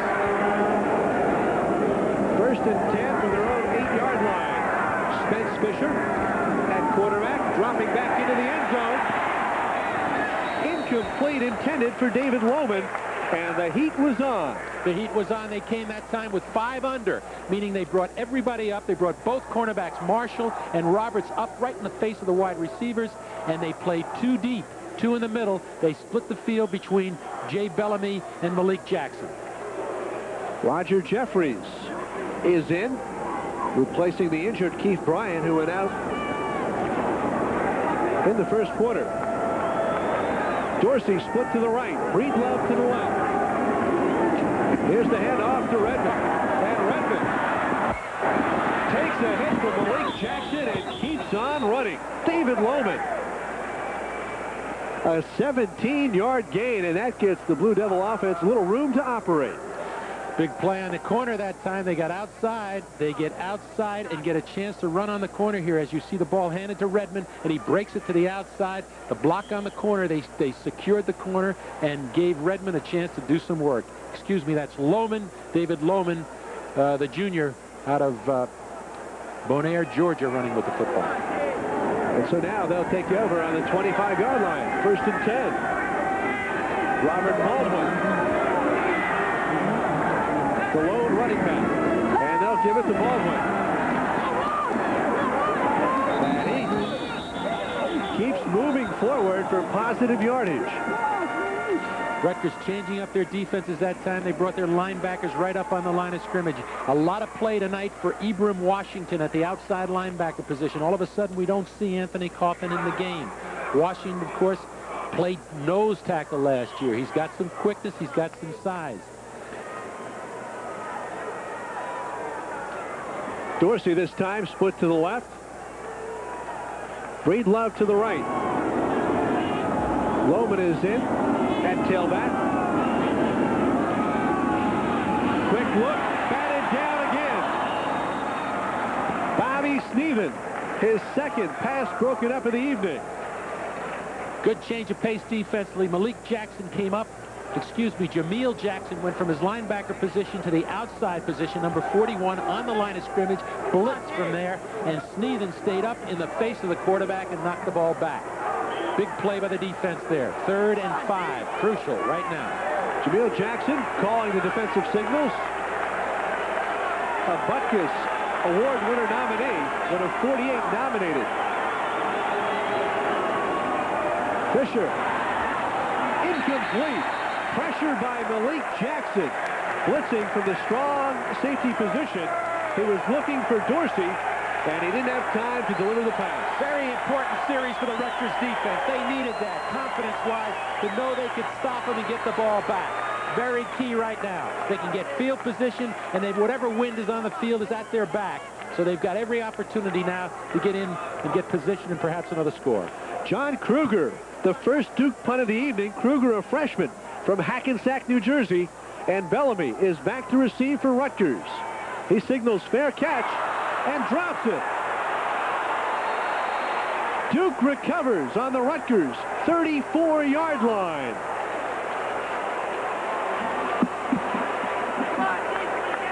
Duke recovering as Jay Bellamy called for the fair catch. What a turnaround, Pat, that is. I want to tell you, Bellamy never really got himself in position. He really never found that football. He was very casual back there, and that was a big play. Keith Gill recovering the fumble by Bellamy, the first turnover of the game. And now that Rutgers defense that was able to shut down Duke a moment ago is back on the field again. Fisher goes right to work upstairs, complete to Breedlove, who curled away from Geckler, but was brought down by Malik Jackson. As soon as they read that soft corner as they did there, he went right to the outside and picked on the cornerback Geckler, who was well off the ball. Again, good call, first down. They throw the ball in the flat, expecting that kind of soft zone coverage. And they pick up 7 yards. Mike Fullman is in at right corner for Rutgers. Fisher off the play action to Baldwin. Baldwin hit at the 15, stumbles forward to the 11-yard line. Malik Jackson cut his legs out from under him, but Robert Baldwin showed some good balance on the play. What a turnaround. That's the we come with the naked again. Watch the quarterback here. Little fake to the up back. The single back comes out, slips 47, his fullback in the flat, has to be covered by a linebacker in that big wide open zone, and that's a big gain. Big lift for Duke. Had to turn the ball over, get it back off the recovery of the punt, and now they're in excellent field position. 1st and 10 from the Rutgers 11. Baldwin again. Gets 3 yards. Rashad Swinger, number 99, the redshirt freshman from Manalapan. Now at nose tackle, and he makes the play for Rutgers. There's a good look at Swinger. 6'3", 286 pounds. Second team All-State.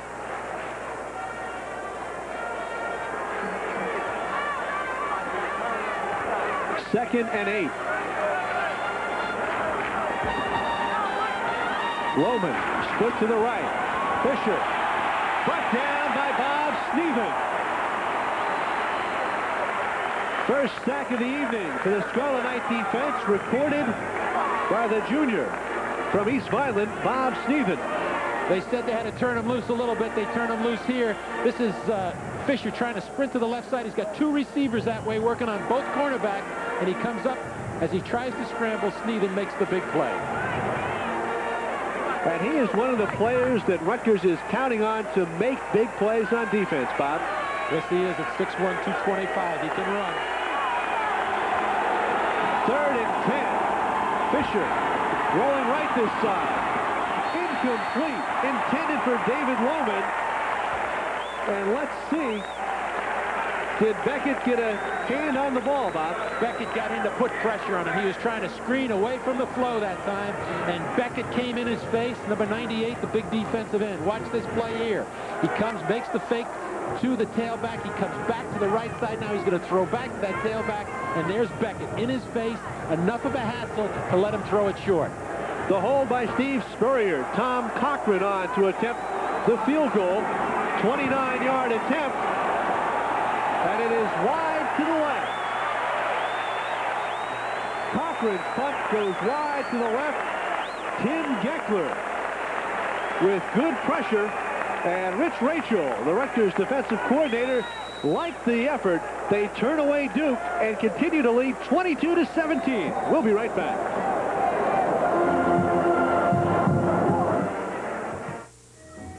Experience the unexpected.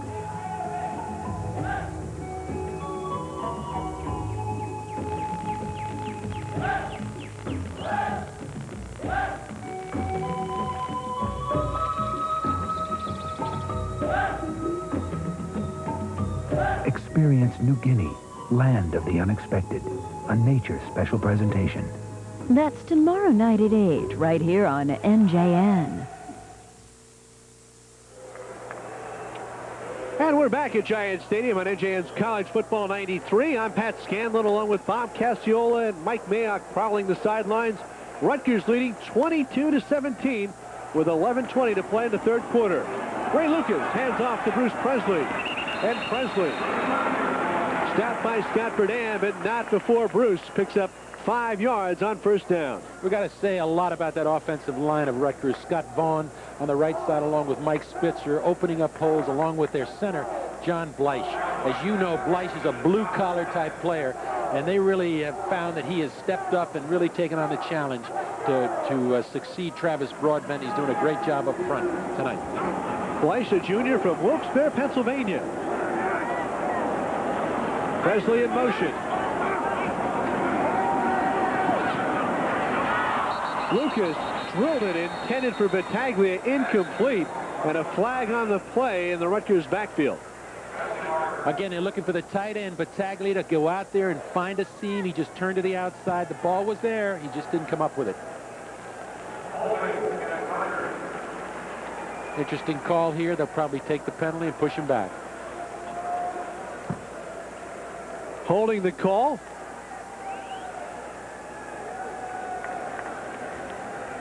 Well, it would bring up.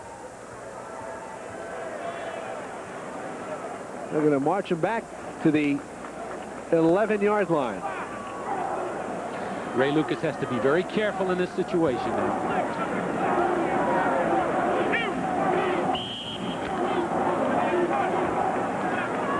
Mario Henry is split to the left. Brantley in motion for the Knights. Draw to Presley. And Presley gets past the linebackers. And comes up 2 or 3 yards short of a first down. Dwayne Marks, number 99, made the tackle, but Bruce Presley has been very, very effective running tonight. He's very effective running. He's running with confidence and determination, but more importantly, he's running behind his offensive line, who's given him an opportunity to get there. Look at this handback, and here he is running up off the right side again. The center, Bleich, Spitzer, Vaughn on the right side. Big hole. You give him that explosion, he's going to make yardage. Here's the pitch to Presley on 3rd down and 3. Ball loose. Recovered by Sean Thomas. Touchdown, Duke.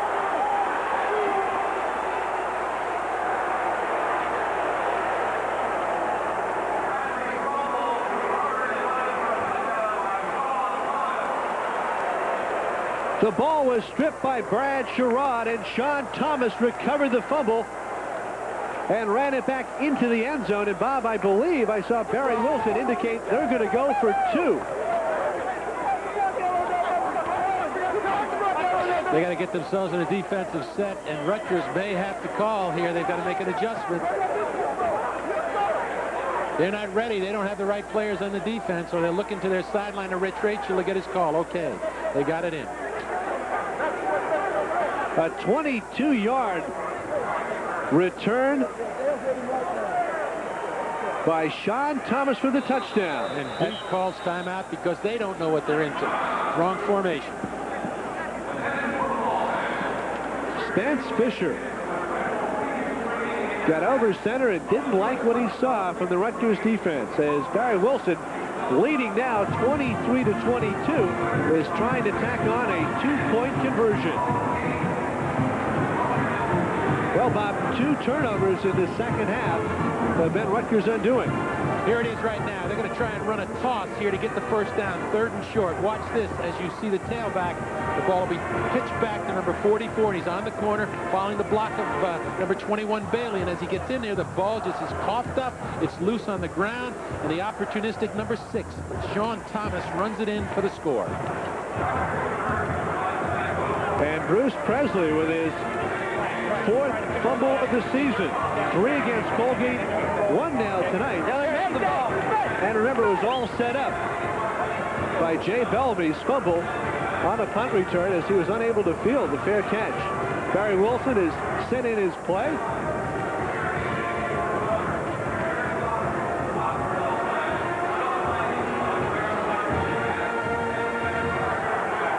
Spence Fisher, who made 6 starts as a sophomore, regaining his starting role in the second game of 1993.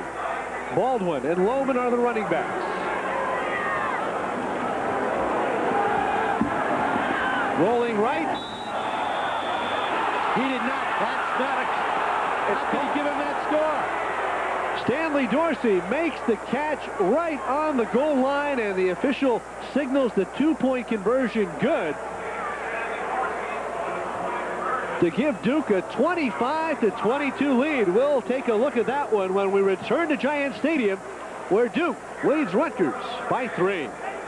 For a 2-point conversion as Duke goes up 25-22. Tom Cochran kicking off. And Bill Bailey takes it on the 17. Bailey across the 30. Running room down to the 38-yard line before he's brought down by number 33, Aaron Bullock. Now, Bob, a close play on that 2-point conversion, but let's take a look as Fisher goes to Dorsey. Fisher sprints out here. He's got 3 receivers, releases his tail back into the flat. He looks, people are covered, but Dorsey coming in from the outside gets the football. As you see it here, he catches the ball as he's broken the plane, and it's a good call by the official. At first, it looked like the ball might have been in the field of play. Willis in at tailback. Fumbles the ball. Recovered by Duke's number 91, David Waffle. But let's see. They rule that Terrell Willis was down. No fumble. Oh, boy.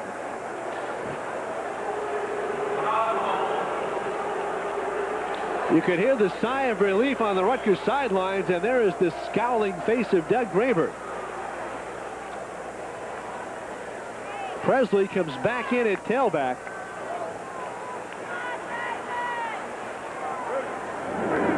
Brantley split to the left.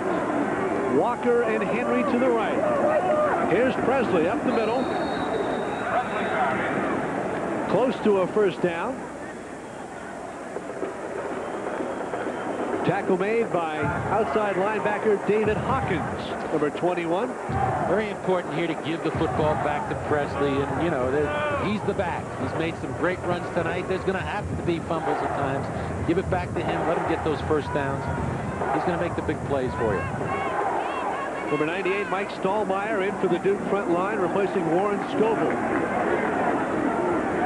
3rd and 1. Presley straight ahead. First down, Rutgers into Duke territory. Brad Sherrod came up to make the stop. But Presley had a full head of steam. And the Big East Rookie of the Year as a freshman picks up the first down. When you think about it, last year in his Freshman year, he averaged 5.5 yards a rush. Gained over 1,500 yards total. Bruce Presley is an outstanding football player. Thunderbird split wide to the right. And Lucas off the straight drop. Looking for Brantley. Intercepted by Ray Farmer. Farmer still on his feet. Finally brought down at the 32-yard line. That was a poor pass, Pat. That was poorly thrown.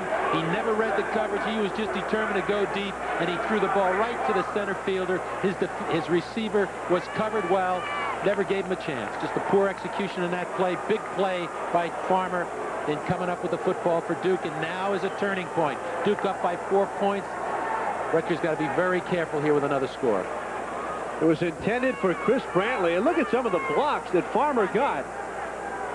And he just stayed on his feet. Now Fisher, 1st and 10, they're 32. They plug ahead. It's David Lohman on the ground. Ray Lucas on the phone. 3 Rutgers turnovers here in the second half. Lucas no doubt talking to offensive coordinator Stan Parrish up in the booth.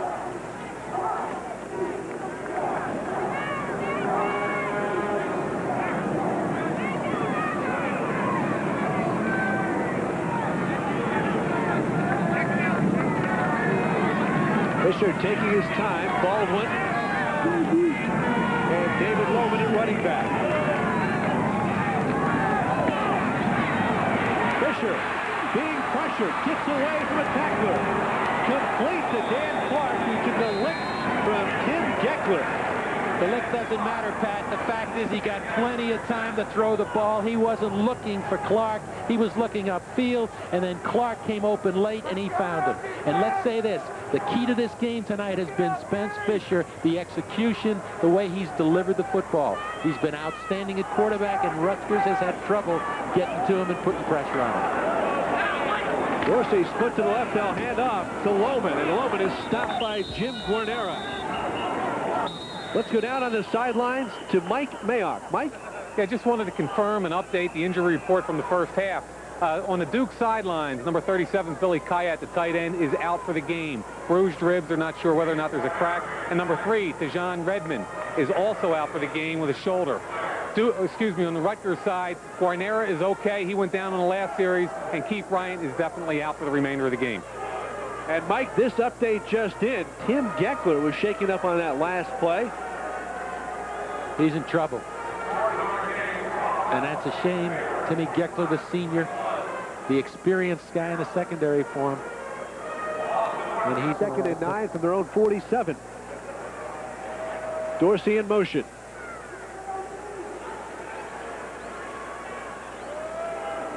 Fisher changing up. 12 seconds on the clock. Plenty of time. Throws it out in the flat. Complete to Breedlove. Knocked out of bounds by Michael Roberts. Just picking them right apart right now. Just looked out there, saw the wide receivers both getting plenty of cushion by the cornerback, and he just went to him to pick up some yardage, make it a 3rd and short rather than 3rd and long. Michael Roberts, tough situation for any young player to be in, particularly in a crucial game here, but you learn quickly under these circumstances. Breedlove has caught 7 passes for 113 yards already. Fisher changing to play. He watches that clock. He plays it smooth. This is experience for you. Here comes the pressure. He unloads and just throws the ball away. Intended for Stanley Dorsey. Jackson was there, so was Michael Roberts. Good job defensively by Rutgers. They changed up, and they finally brought some people, got up in his face, and forced him to throw the football. Big series for the Rutgers defense. Watch it here. As you see on the corner, they're going to go to work on his cornerback if they can. He's going to run right up the field, but he never gets a chance, the quarterback, as you watch this, because of the pressure from the inside. And there he just throws it and throws it out of bounds. 4th down and 4. John Kruger.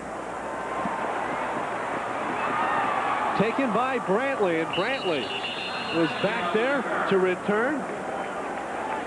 They change up from Bellamy to Brantley, a 37-yard punt for John Kruger.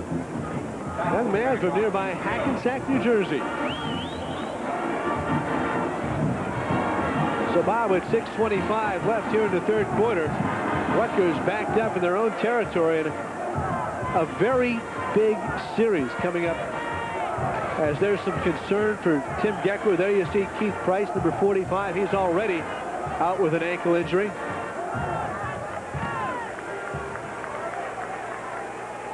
Henry and Brantley split to the left. Here's Presley. Tries to cut it outside. He had much success in the first half. Bouncing outside, not that time. Tackled by David Hawkins. Well, again, there's plenty of time in the clock. There's no reason to get excited or rush it. You just got to start putting some first downs together, get better field position, and eventually going to have to put the ball up a little bit, because Duke is vulnerable to the pass, particularly the short control pass. Ray Lucas and the Rutgers offense facing 2nd and 7. And you got some movement in the line. You're going to get a penalty, go against Rutgers.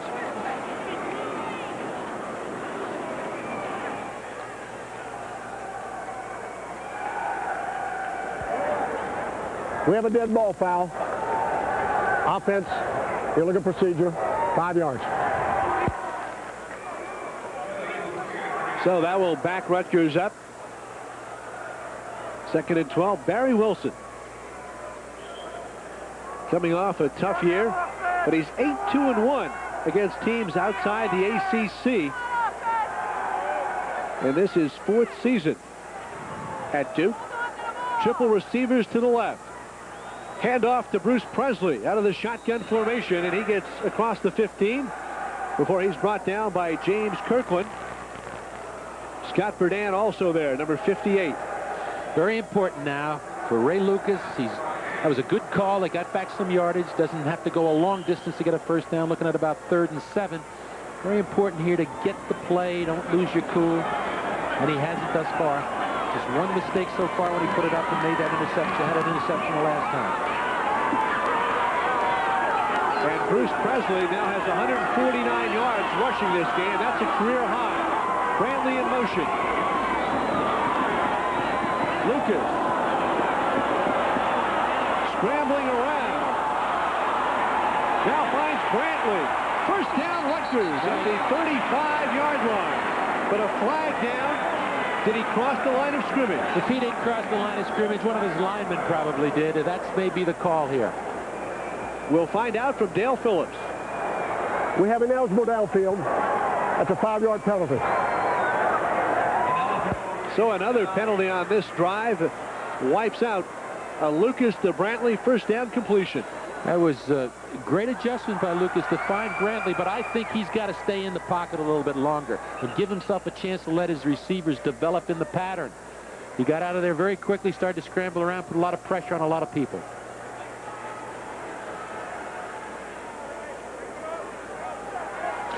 Second half, a lot of mistakes by Rutgers. Fumbles, putting themselves with penalties, something we didn't see in the first half of this ball game, and giving Duke a chance not only to get back in the game and go ahead, but to get good field position. And now 3rd and 12. Eddie Walker split to the left. Brantley in motion. Henry to the top of the screen. They'll dump it in the flat to Presley. And Presley cuts back and runs into Mike Stallmeyer. The junior from Cincinnati, who was the Cincinnati High School Lineman of the Year in high school. So that will bring David Lippitz on to punt for the Scarlet Knights. They'll punt from the Rutgers end zone. Sean Thomas to receive. They come up with 9 men on the line of scrimmage. They're going to rush 7 of them. Duke with a great opportunity here to come up with field position. They blocked the punt against Florida State last week. But Lippitz gets it away. And it's fumbled. I believe Jay Bellamy may have recovered for Rutgers as Sean Thomas never fielded the ball, and flags are down on the field. Well, it's going to be interesting how they make this call, because they may say that he never had an opportunity to catch the ball. Watch this. Jay Bellamy did come up with the ball.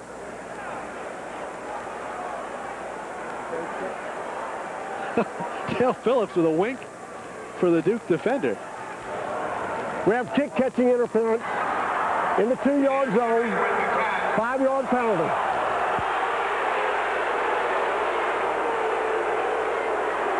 Doug Graber does not agree.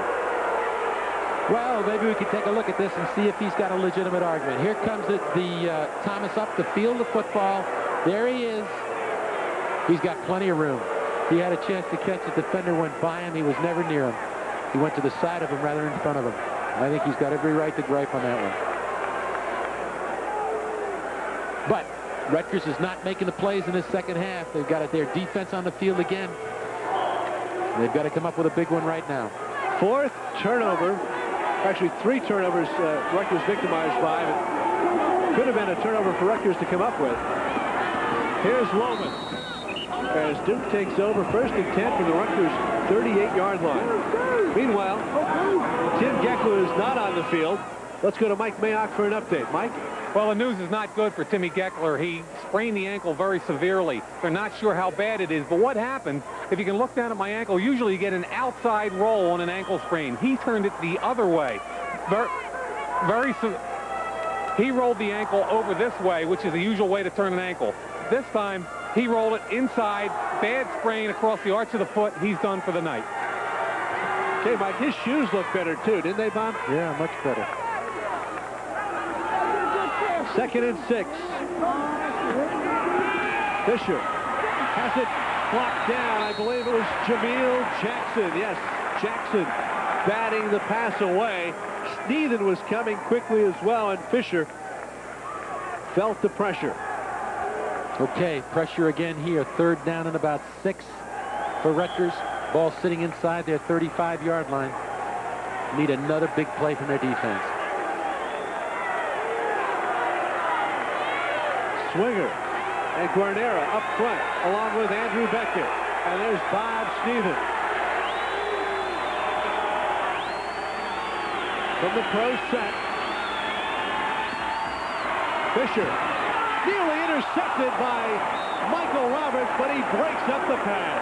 Excellent job. That's the kind of thing Roberts needs for a confidence builder. Even though he didn't come up with the play, he read the ball and he broke on the football, and that's what you got to do as a back, a defensive back, and almost came up with it. So the kicker, Tom Cochran, comes onto the field. 1 for 2. A 24-yarder was good. A 29-yarder was wide left. Out of the hold of Steve Spurrier, this is a 51-yarder. No chance. Wide to the left for Tom Cochran. And so the Rutgers defense is held for the 3rd time here in the second half with 2:34 left in this 3rd quarter. Now the focus shifts to the Scarlet Knight offense. Can they get something going? We'll take a break and return to Giant Stadium in just a moment. Lucas gets it out in the flat to Marco Battaglia. And the tight end turns upfield. David Hawkins brought him down. Great call by Stan Parrish that time. Instead of running the football on the early down, they come with the same action. Inside fake to the tailback, to number 44, Presley. And Lucas comes around and finds the tight end slipping in the flat. Well executed. Takes a little bit of pressure. Makes that defense start thinking, hey, on 1st down, they may throw the ball. Get them off our backs a little bit. Give our backs a chance to run. 3 catches for Battaglia for 56 yards. Gain of 9 on that last play. Willis. He zigged right, he zigged left, and he turned upfield for the 1st down. And that's important. He's got to find the seam and get the 1st down. Always remember what you need out there. Scott Berdan making the tackle for Duke. 1st down, Rutgers. Terrell Willis gained 1,656 yards and scored 26 touchdowns at Orange High School.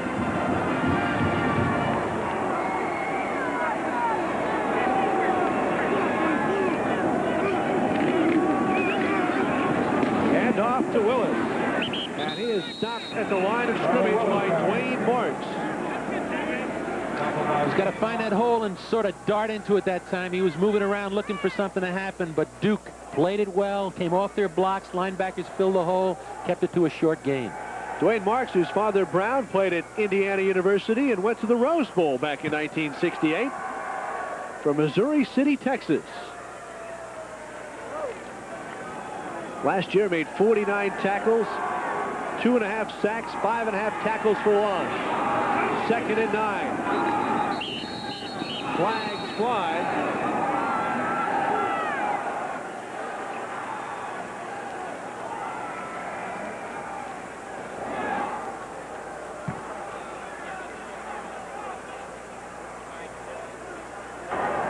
Dead ball, false start on the offense, 5-yard penalty. Well, Rutgers has made too many mistakes here in the second half. Penalties were about even at halftime.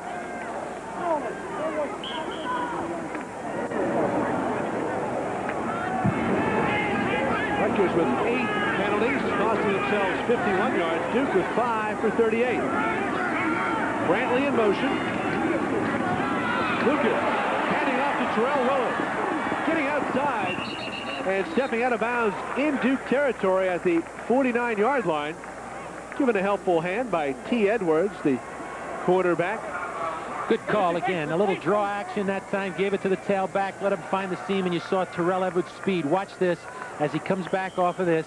Drops it to him, and then he breaks it to the outside, and that's where he's got it. What a back this kid's going to be at 6 foot 200 and only a redshirt freshman. Funderburk is in, split to the left. Rutgers going with double tight ends.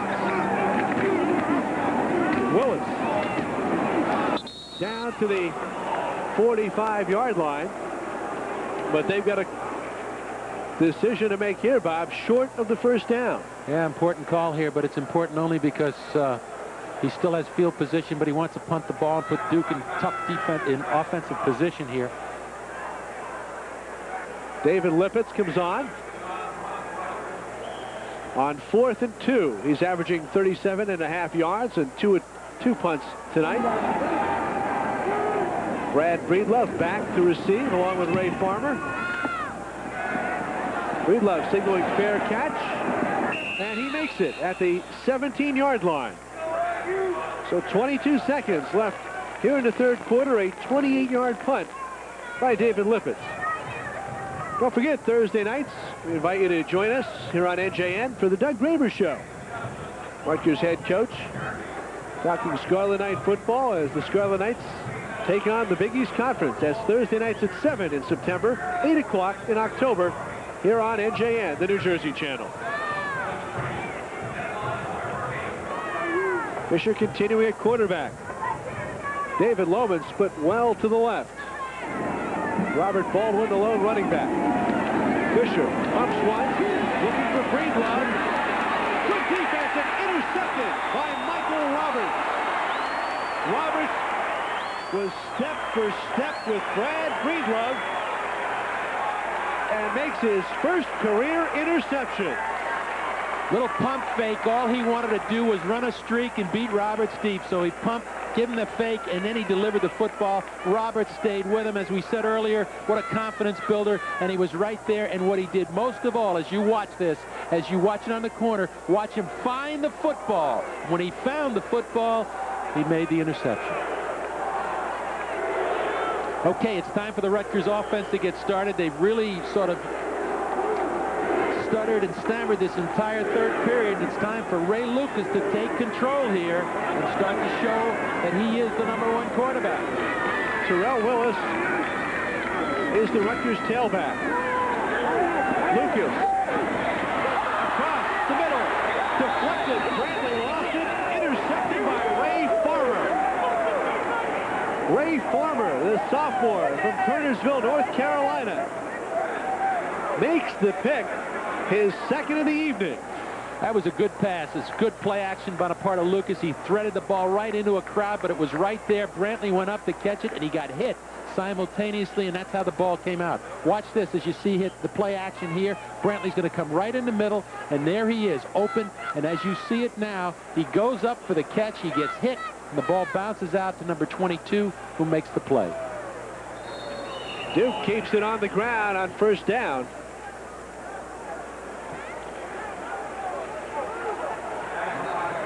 Looking ahead is number 24, David Lohman. He picks up a couple. And Bob, as you say, a very important time for Ray Lucas and the Scarlet Knights. They trail Duke 25-22 as the third quarter comes to a conclusion here at Giant Stadium.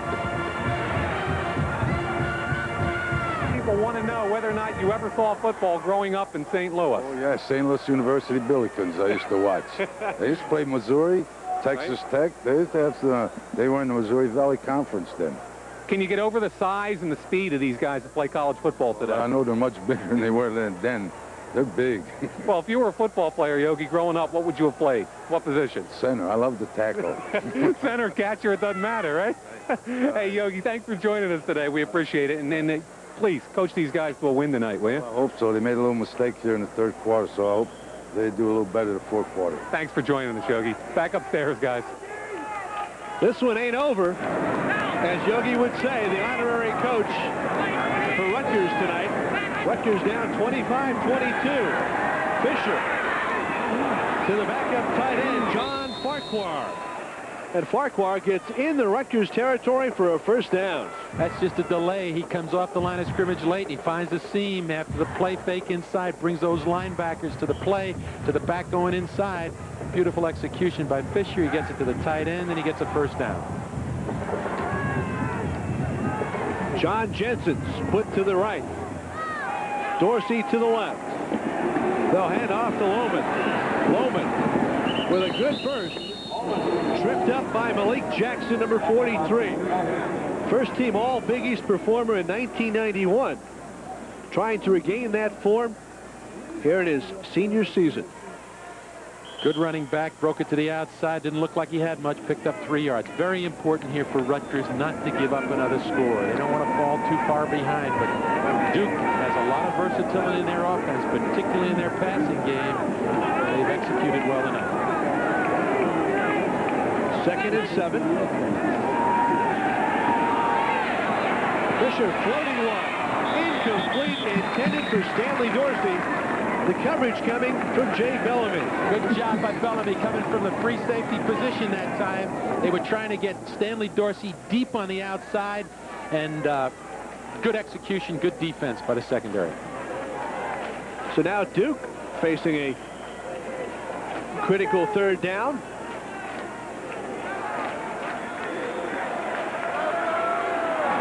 They'll send Spurrier and Lohman to the left. John Jensen split wide to the right. Duke 5 of 10 on third down conversion. Complete to Farquhar. Malik Jackson lined him up, but tight end John Farquhar, a junior from Stanford, California, hauled it in and made the catch for the first down. Here's a perfect example of why the linebacker has to pick up on the tight end. As you watch this this drop back action by Fisher, he drops back, he looks deep, and he just dumps it off. You see 41. That is Jameel Jackson trying to make the play on the tight end. Beautiful execution by Fisher and his tight end Farquhar.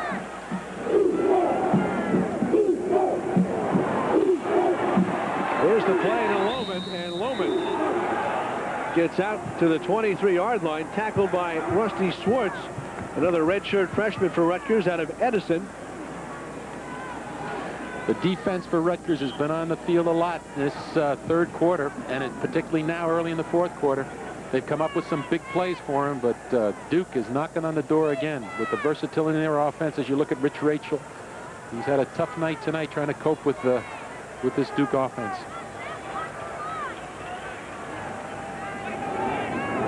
Now on 2nd and 5, Baldwin. Lone running back is Lohman. Flank to the right. The handoff is to Braun to Baldwin. Baldwin breaks 1, 2. Finally brought down at the 15-yard line by Mike Fullman, but he broke a couple of tackles and really got ahead of steam up. And we've got another Scarlet Knight down in the backfield. They broke it that time running a draw play against the blitzing defense, and they got enough blocks up front, but excellent balance on the part of Baldwin, the fullback. I believe it's Sean Devlin, number 55. 4-1. Rutgers to do. Here now, 1st and 10 from the 16. Lohman, nice stutter step. Gains 5 yards on first down. Rashad Swinger makes the tackle. They're picking their holes now that time again. Rutgers blitzing on first down. Brought Jameel Jackson up on the corner. Brought him tight. But Lohman saw that coming as a back and ran it back inside into the soft area. You look up, he's picked up 6 yards. Lohman 11 carries for 44 yards this evening. Bruce Spalding has come in at inside linebacker for Rutgers. Fisher will change the play. Looking for Jensen. Complete at the 1-yard line.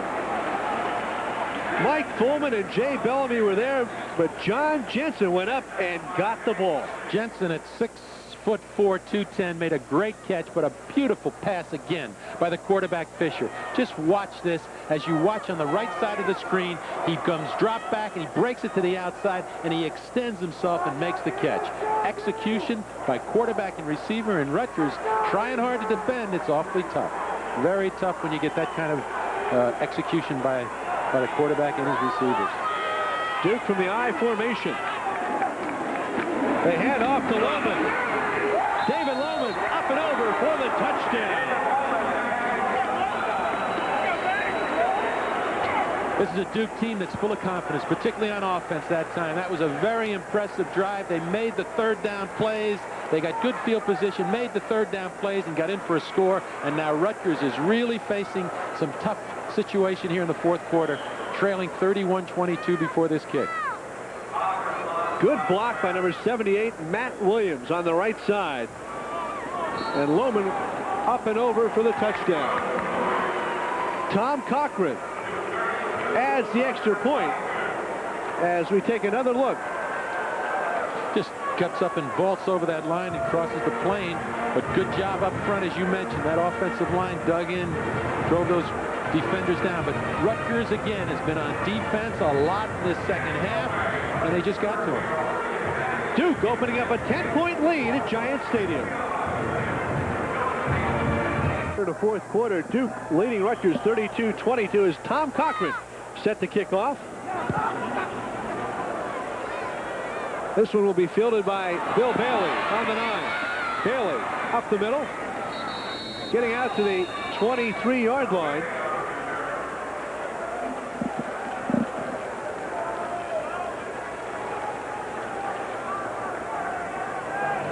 Oh, don't forget, next week, our NJN cameras will be in Princeton, New Jersey.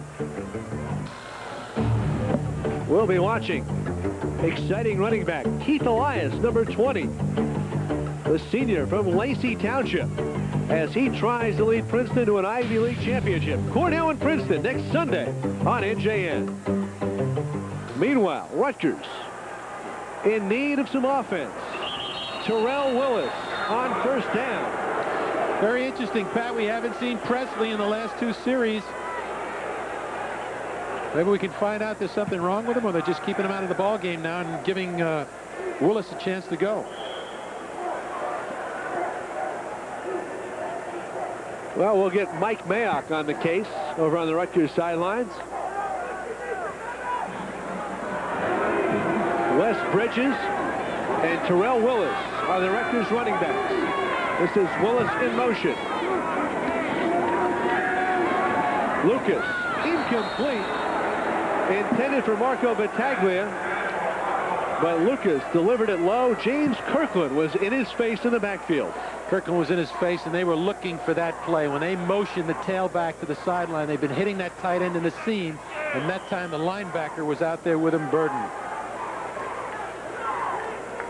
Brantley, Mario Henry, and Eddie Walker are split to the right for Rutgers. Willis stays in at tailback.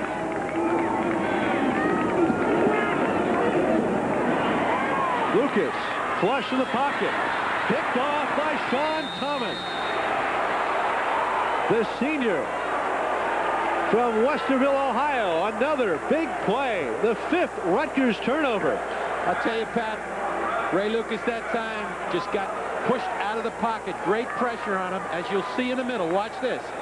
And he starts to run. Watch in the middle here as he drops back. You'll see the inside rush. He sees that pressure. He doesn't have any choice but to run, but he throws it up for grabs. And he just put the ball up, and again, he's looking for Brantley, but the defender was right there. And these turnovers are killing him, and it's all coming at the expense of the offense for Rutgers. So now Duke takes over in Rutgers territory at the 43-yard line. Fisher. Almost a great catch by tight end Dan Clark as he reached behind him for the ball. It's incomplete. Let's go down to Mike Mayock. Mike? Patrick, Bruce Presley had his bell rung just there 2 series ago. Just to be safe, they're going to keep him out of the game because, let's face it, you don't want to mess with that. He's trying to determine right now what night it is and where he's going afterwards, upstairs. Okay, Mike. So that's why we're seeing Terrell Willis, and now we're seeing Bryan Fortay warm up on the Rutgers sideline. The number 2 quarterback who threw 16 touchdown passes last year. He may be coming on in relief. Meanwhile, David Lohman breaks it down the right side. Lohman, 43 yards for the touchdown.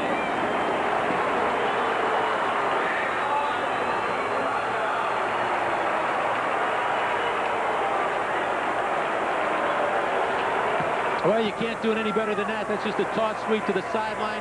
Rutgers, the speed of Lohman shows here because he got on the corner. Great pursuit inside out.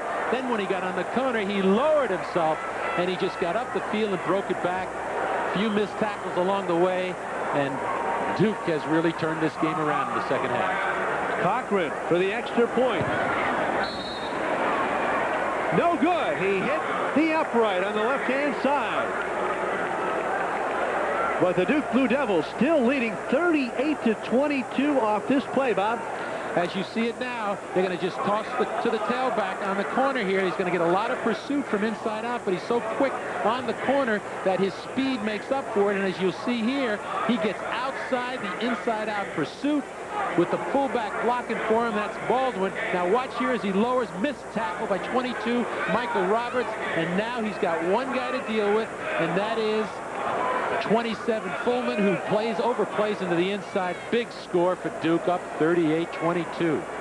We'll return to Giant Stadium, where Rutgers is down by 16 in just a moment. In the 4th quarter with 10:20 left here at Giant Stadium, Tom Cochran kicking off.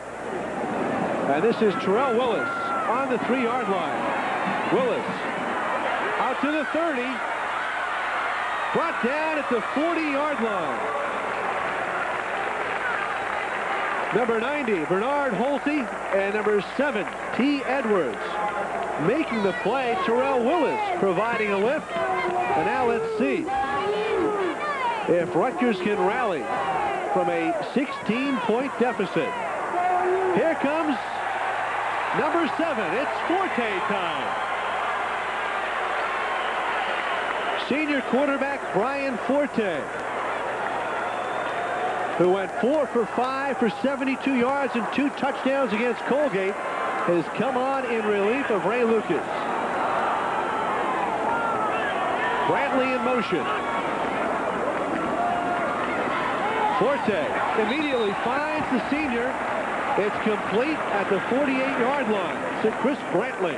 Now remember, Fortay, experienced. He's had a good preseason, great attitude. He's a drop-back passer. If they can keep him in the pocket and give him time, he'll deliver. He's got the arm. We know that. He's also got a great heart. There's a great opportunity for him, but a tough situation to come in, trailing 38-22, 10 minutes roughly left in the 4th quarter. Last year he threw for over 1,700 yards and 16 touchdowns, a Rutgers record. Fortay turns brings it up, and he is collared by David Waffle. But, Bob, the situation now for offensive coordinator Stan Parrish is that Ray Lucas and Bryan Fortay are two completely different quarterbacks, as you say. Lucas, a sprint-out quarterback. Fortay, a drop-back quarterback. Very different style, and now Rutgers has to adjust and try to do it in the final 10 minutes of the contest. 3rd and 3. They'll hand off to Willis. First down, Rutgers and more. Terrell Willis turns on the jet. Terrell Willis with a block from Brantley. Stepped out of bounds at the 6-inch mark. John Zwanich drove him out, but Terrell Willis raced 50 yards from scrimmage. That tells you about this kid. A redshirt freshman. We know he's got great speed. Watch it here. As it's just a handoff inside to him from the shotgun. He's going to hand the ball to him. He's looking to get a first down, but he just finds room. Good cut there. Now watch this cut to the outside. He catches 22. Farmer, the free safety, up inside. He runs by number 7, Edwards, the cornerback, and it's just a foot race to the end zone, and they finally push him out on about the 1.5-yard line, rather. Officially 51 yards for Terrell Willis. Now Forte tries the quarterback sneak and doesn't get in.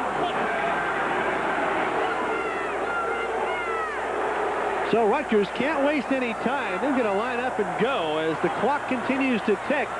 9:06 and counting.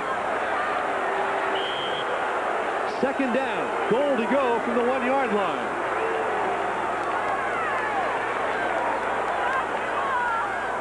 Coach Doug Graber anxiously hoping those Knights could turn it around. Bridges and Terrell Willis. This time a flag flies. Forte didn't get in. The play has been whistled dead. He got an elbow in the face, too, there. I don't understand, really. The play was whistled dead.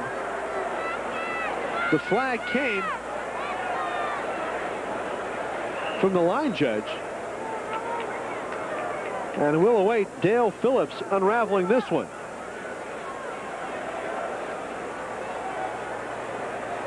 I'll get it. Offsides on the defense, half the distance. That stops the clock at least. Well, it's 8:35 now, but a lot of time has gone off the clock. Well, Rutgers got to get in. They got to go for 2, and then they got to play some defense. That's exactly what Doug Graber's thinking. They got to get this score in. There you see the difference between 6 points for Rutgers. The ball almost in the end zone as we speak. They'll hand off to Willis. Terrell Willis. The 3rd touchdown of his Rutgers career. And now Doug Graber and the Scarlet Knights are going to go for 2.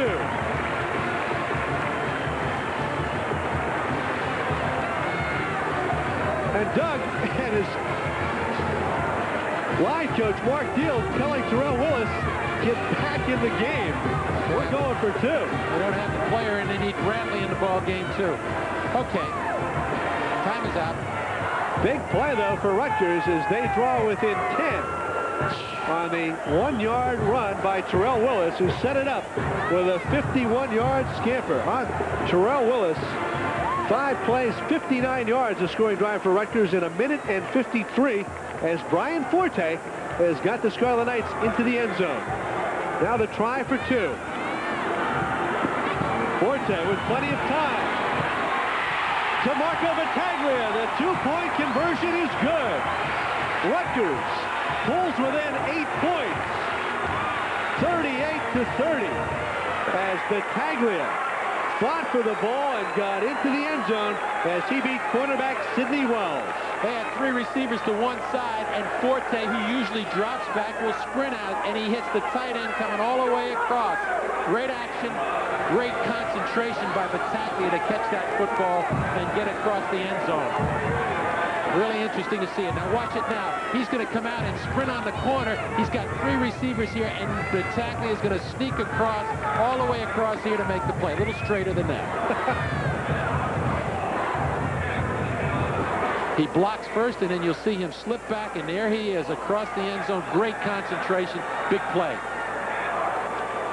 And so now with 8:20 left, Bryan Fortay has come off the bench to do his job with a big help from Terrell Willis.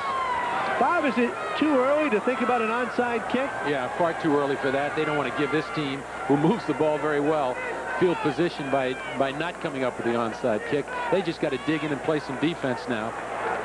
They've been in this situation before, but it was well executed. Good job by Fortay coming in under pressure to take this team down the field. Got some big plays, particularly by the freshman Terrell Willis, to get him in the end zone.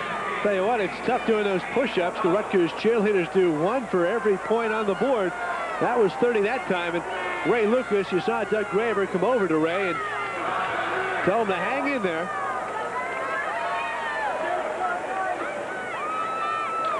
Graber has the option of using two outstanding quarterbacks in Ray Lucas and Bryan Fortay.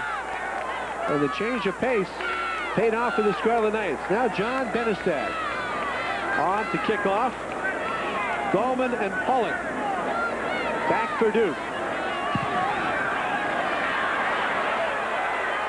This is Leroy Gallman from the 1. Upended. Big play by number 25, Julius Blackwell, to trip up Leroy Gallman. That is a big play, Pat. That's what you need. That gets you going, gets the momentum flowing. That was a big play to get him and keep him inside the 15-yard line. Actually, he's going back to catch this football, so his momentum is going the other way. Now as he comes up, watch that tackle right there. And suddenly, the crowd is alive at Giant Stadium. 8:15 to go here in the fourth quarter. Duke leading Rutgers by 8, 38-30 as they begin on their own 15-yard line. Fisher rolling right, complete to tight end Dan Clark. First down as he's stopped by Jay Bellamy.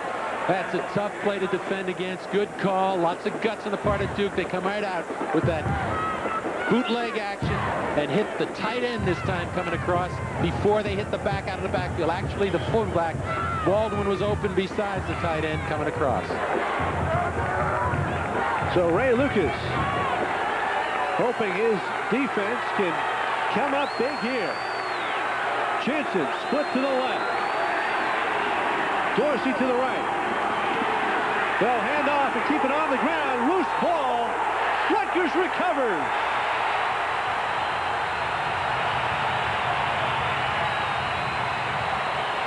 Jameel Jackson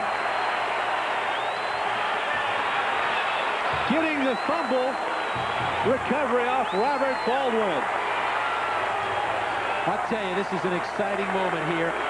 This crowd is into the game. It's great to see that kind of support, and you needed that kind of a play from your defense. They got it. Got great field position. Bryan Fortay comes back, and he's looking at about 31 yards to get in for a score. There's time now. They can get this score, go for 2 if they have to, but it's important to come up with some points right now. Jameel Jackson, the hero, one of the Butkus linebacker nominees. And he's making his statement. Bryan Fortay will try to make his. 1st and 10 from the Duke 31-yard line.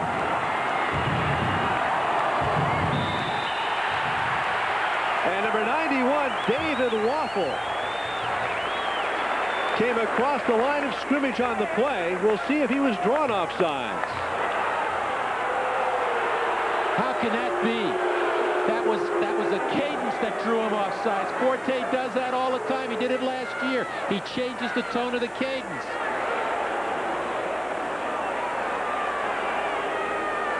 It might have been procedure on the offense. 5-yard penalty. He's going to give it to the quarterback that he sort of hunched his shoulders, but that's a poor call. So that'll bat Rutgers up to the 36 as we take another look. Watch Fortay. He looks over. That's what he got him for. And the goal, we didn't see that. I apologize.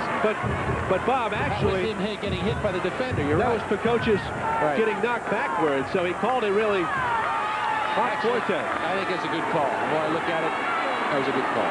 Brantley and Henry split to the right. Fortay on the shotgun. Looking for Chris Brantley. Wide open. Touchdown, Rutgers! Got to go for 2.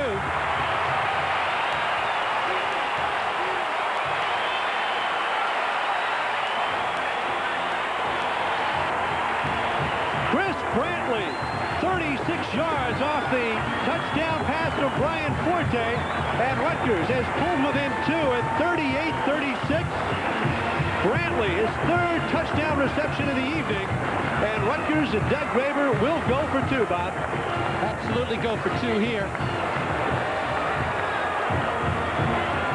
There's Lucas relaying the play into Fortay. That's teamwork.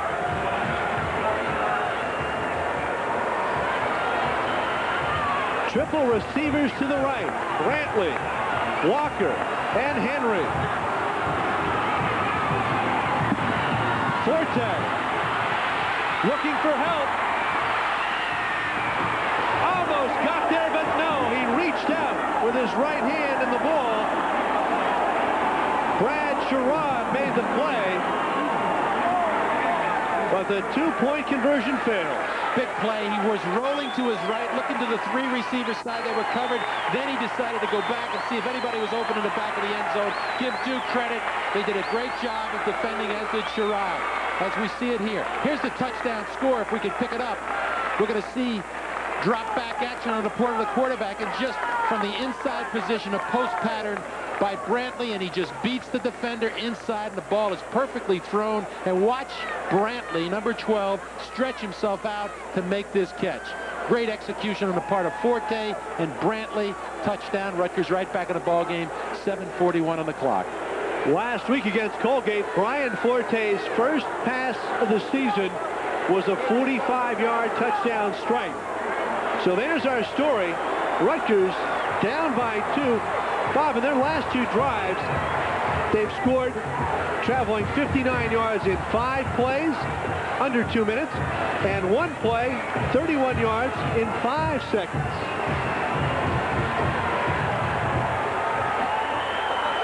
So 15 touchdown receptions for Chris Brantley, a new Rutgers career record. Chris Brantley, the senior from Teaneck, New Jersey. There's the numbers. And he breaks Bob Sims' record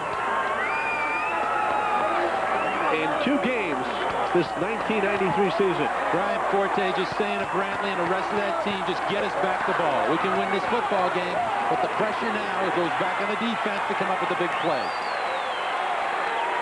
Benestad to kick off for the Scarlet Knights. Fans on their feet here at Giant Stadium. What a great football contest they've witnessed tonight. Dahlman and Pollock are back to receive for Duke.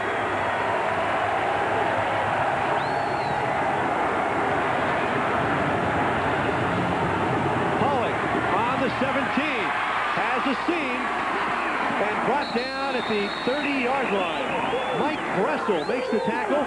While we have a breather, let's get down to Mike Mayock. Mike? Just sitting here listening to Coach Deal talk to the offensive line. They're very emotional. They're doing a great job here protecting the pass. And what he's saying, the difference in the game is going to be is that Duke was 2-9 last year. They expect to lose this kind of game. Rutgers expects to win it. Look for that. Okay, Mike. Great report. 1st and 10. Hand off to Lohman. Remember, Lohman broke a big one earlier. He gets out to the 44-yard line. So David Lohman tackled by Malik Jackson and Bruce Spalding. Boy, he went up inside. There was nothing there, and he just sort of lowers, gets about 3 inches off the ground, and just buries himself and picks up a first down. Tough running in a crucial situation by Lohman. He goes over the 100-yard mark now. 101 yards on 14 attempts for David Lohman.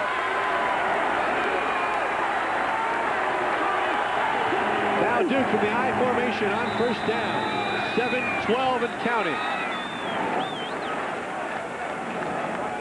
And hold everything. Penalties for Rutgers 9, for Duke 7.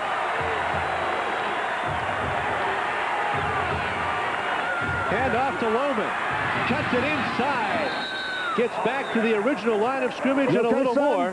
Malik Jackson made the head and is shaken up on the play, and you could hear Dale Phillips asking Malik Jackson on his microphone, and Malik will now hobble off the field.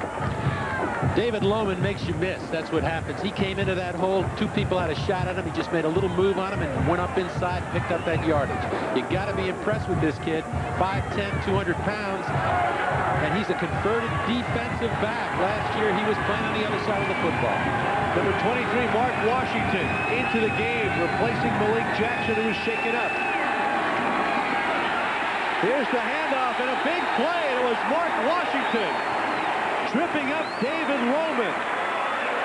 That's the way you come into a ball game and make your presence felt. Great call from the sideline. Rich Rachel. They blitzed Mark Washington from the strong safety position, and he made the hit. And that's what you got to do, and you got to take these chances. Little toss out here. Watch number 23 come right up, right on the line of scrimmage. Big hit. Here it is, 3rd and 10. A lot of pressure right now. Mark Washington of Temple Hill, Maryland, a sophomore. Duke 6 of 11 on 3rd down conversion. Fisher complete to Lohman, but he is short of the 1st down. Mark Washington. And a flag down, and it may have been a late hit on quarterback Spence Fisher. That's what it's going to be, and that's what's going to hurt them because they stopped the 1st down. Roughing the passer. Penalties this half has killed Rutgers, and right now it shows up. The referee made the call. Bobby Sneathen was coming from his outside linebacker spot. This hurts because it drives the ball inside the 35-yard line. Great field position. Malik Jackson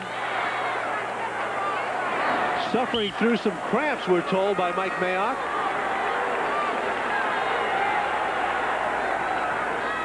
A cool night here at Giant Stadium, but Malik Jackson cramping up. 1st and 10 from the Rutgers 33.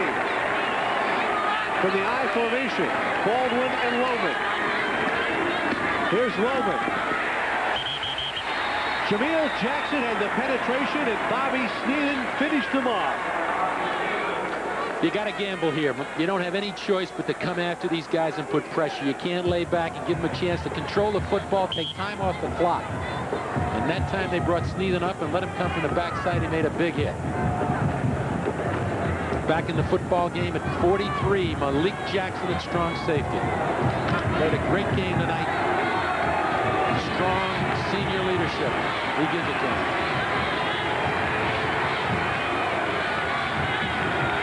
Second down and 11. Fisher calls 2. Another barn burner here on NJN. Fisher back to pass. Complete to Jensen. Jensen inside the 30, down to the 28-yard line. Stopped by Michael Roberts. The bevy of receivers that Duke has shown tonight. Jensen's come on, made some key catches. That time he just came down and curled in front of, or stopped in front of the cornerback, made the catch, came up with a 3rd down and 5. And of course, as Duke advances into Rutgers territory,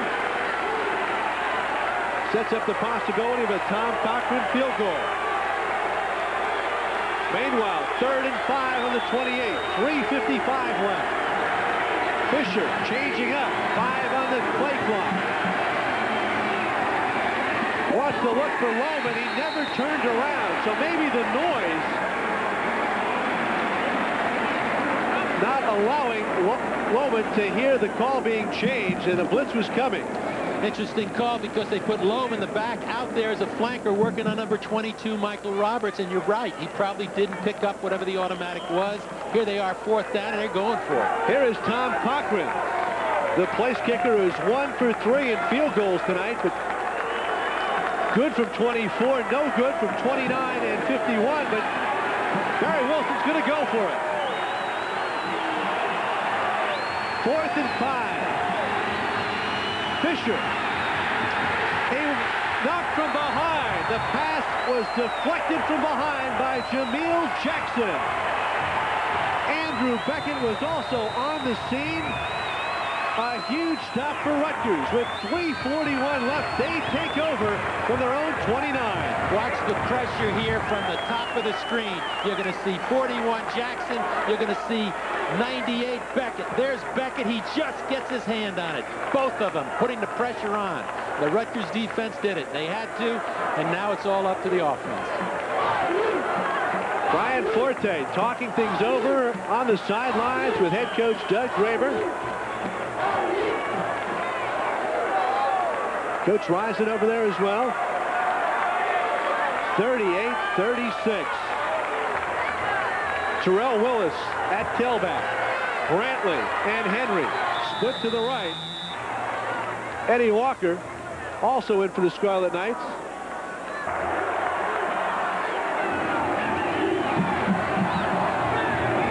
Walker in motion. Forte straight drive. Feels the pressure and gets out of bounds. A pickup of 3 yards, chased out by Pearson and Scott Burdan. I want to tell you something. That tells you how smart and how aware Forte is. That time he was flushed out of the pocket. As he started to run, watch this.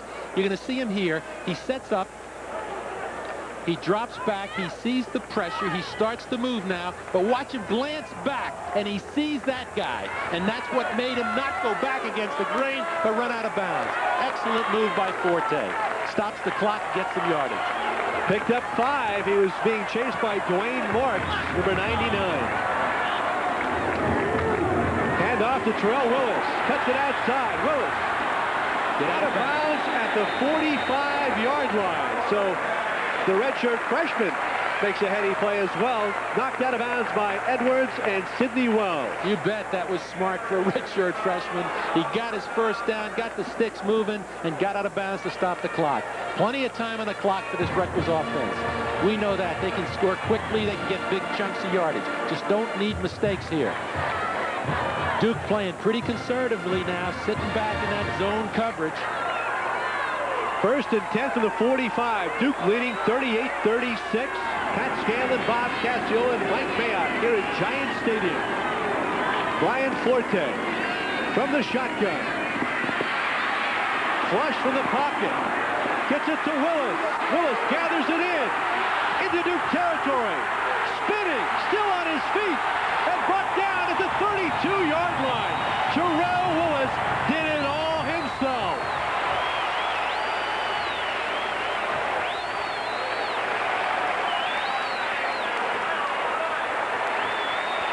What can you say, Pat? Great running, incredible individual effort, but let's give credit to Forte, who got away from the pressure, as you see here again. He's under pressure right in his face. He gets away from that. He gets outside. He squares up, and he gets the ball to Willis, and the rest is the incredible talent of this young redshirt freshman from Orange, New Jersey. Wow. What an effort by Terrell Willis. Again, remember now, we got 3:13 on the clock. A touchdown would be great, but Rutgers has got to be thinking of field position and even have a shot at 3 points to win this ball game. Willis, 87 yards on the ground. As you look at Forte, 3 for 3 for 66 yards. Willis has also caught the ball on that reception, a 23-yard gain. 1st and 10. Here's Willis again. Room on the right side. He takes a couple of hits and picks up another Rutgers first down.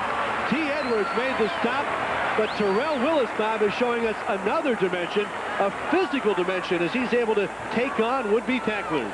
We thought he made that first down. It was very close. They got to measure because he's that close to making it. Yes, he's excellent. He's quick. He's got great movement. The big thing is he's a big back. They got 2 big backs in Presley and Willis at tailback. And Terrell Willis will go to the sidelines to catch his breath. While we have a measurement for the first down. And Rutgers has it. The timeout situation with 2:52 left. Rutgers has 3 remaining. Duke with just 1. Wes Bridges is in to the Scarlet Knight backfield. Bridges, a senior. out of Ewing High School, Trenton, New Jersey. He pairs with Bill Bailey, the senior from West Milford. Henry to the right. Here's Bill Bailey. And Bill Bailey, with a good piece of running, lost his footing after a 5-yard gain and is stopped by Brad Sherrod. If Bailey doesn't lose his footing, it'll be interesting. He comes in, he can play a lot of positions. Bailey's a fullback, he blocks for you. He plays on the specialty teams. He comes in and he runs a tailback and he gives you everything you want. Bailey goes out. Terrell Willis checks back in for Rutgers. 2nd and 5 from the Duke 17-yard line with take care of the ball. Willis and Bridges, the running backs. Brantley to the right, Henry to the left. Willis may have started early. He did. He leaned forward, and a flag flies from the back judge. That's the inexperience, the little anxiety. Couldn't wait to get going. So that'll cost the Scarlet Knights, if Duke accepts the penalty. Talking it over with Brad Sherrod and Scott Burdan. Here's Dale Phillips. We have an illegal motion in the backfield. On the offense, 5-yard penalty. They back him up 5 yards. The speedster, Reggie Funderburk, is in now at wide receiver for Rutgers, along with Brantley and Henry. And Bryan Fortay tries to continue his reliever role. Rutgers has committed 11 penalties to Duke's 7. Fortay hands off to Willis, and he is stopped after a 1-yard gain. Dwayne Marks read it well. Trying to run a little counter off the drop back action, get him up inside, maybe give him some running room. But Duke closed the hole off real well, and Marks came in to make the hit. Bob, now 1:25 left as we speak. Is Rutgers trying to take as much time as they can off the clock and rely on a John Benestad field goal? They don't want to get... Fortay throws it away. He had both Funderburk and Brantley down the left sideline. And now with 1:05 left, here comes John Benestad onto the field. He had the 2 receivers splitting the zone down there, breaking to the outside, but Duke had it covered well, and he did well to throw it away. So the pressure's on John Benestad. He's in the middle of the field. They got a perfect setup for him. They just got to protect, get the ball back, and give him a chance to kick it. And Rutgers had some difficulty against Colgate in attempting field goals last week. A 38-yard attempt out of the hold of Bryan Fortay. It's up. It's good.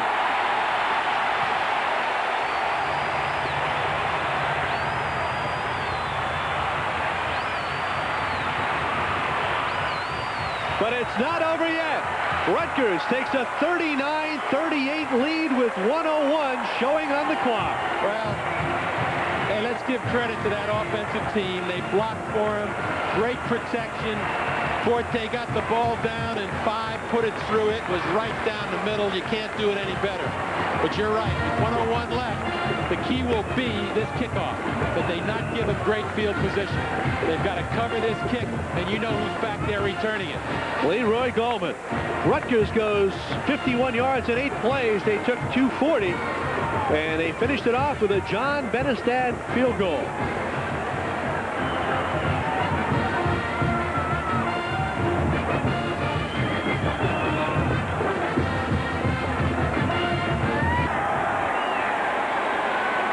Benestad drives him back to the 7. This is Gallman. And Gallman looking for room. Gets out of bounds at about the 32-yard line. Let's go down to Mike Mayock. Mike? You know, the whole psychology of the field goal kicker is an amazing thing in football. You know, these guys are the most lonely guys on the field until the end of the game. And with one kick of their leg, they're either a hero or a goat.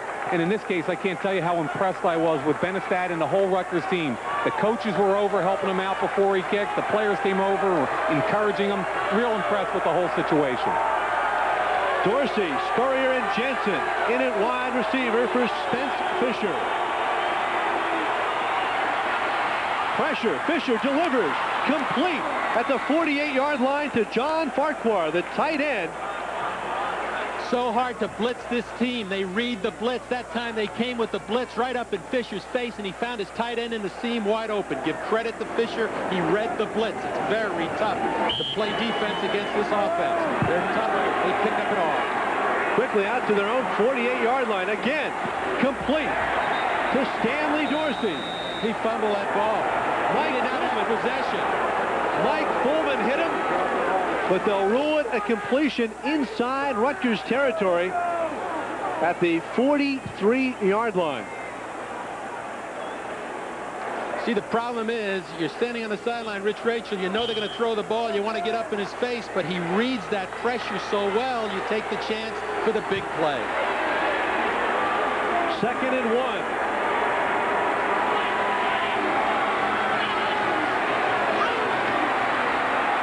Fisher steps up and gets the first down. He was run out of bounds by Malik Jackson with 36 seconds left on the clock. Jackson that time stayed home and was able to cut off Fisher, but not before he rambled for a first down. One timeout remains for Duke. 36 seconds on the clock. What a night for Steve Fisher. Bryan Fortay put the points on the board that Rutgers needed to get back in this one. Double receivers to the right on 1st and 10 from the 38. Fisher. Incomplete. Intended for Stanley Dorsey. Mark Washington was there and may have distracted Dorsey enough for the incompletion. You called it, Pat. That's exactly what happened. He flashed in front of him with his hand, and that was enough to distract him, and he couldn't make the hit. 4 seconds go off the clock. Dorsey split to the left. Double receivers to the top of the screen. Fisher across the middle. Complete to Loman at the 30-yard line. He's immediately tackled by the 10. Rutgers leading 39-38. It's up. No good.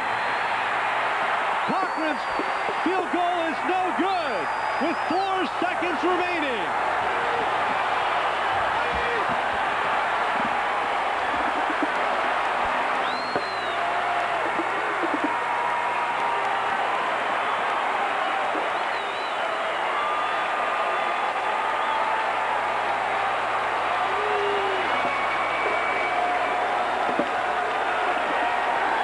We've been through Virginia Tech, West Virginia, and this. Who believed you could have a replay? This is incredible. So the Scarlet Knights dodge a bullet. They were down by 16 points. And that's the story, Pat. No matter what happened there, they came back 16 points down in the 4th quarter to win this football game. And now all they have to do is take the snap and end this one. Bryan Fortay puts his knee on the ground. This one is over, and Rutgers rallies to defeat Duke 39-38. Bryan Fortay came on in relief, and with help from Terrell Willis, helped the Scarlet Knights defeat a very competitive Duke team coached by Barry Wilson. What a win for Doug Graber as the Scarlet Knights improved to 2-0, and Duke drops to 0-2.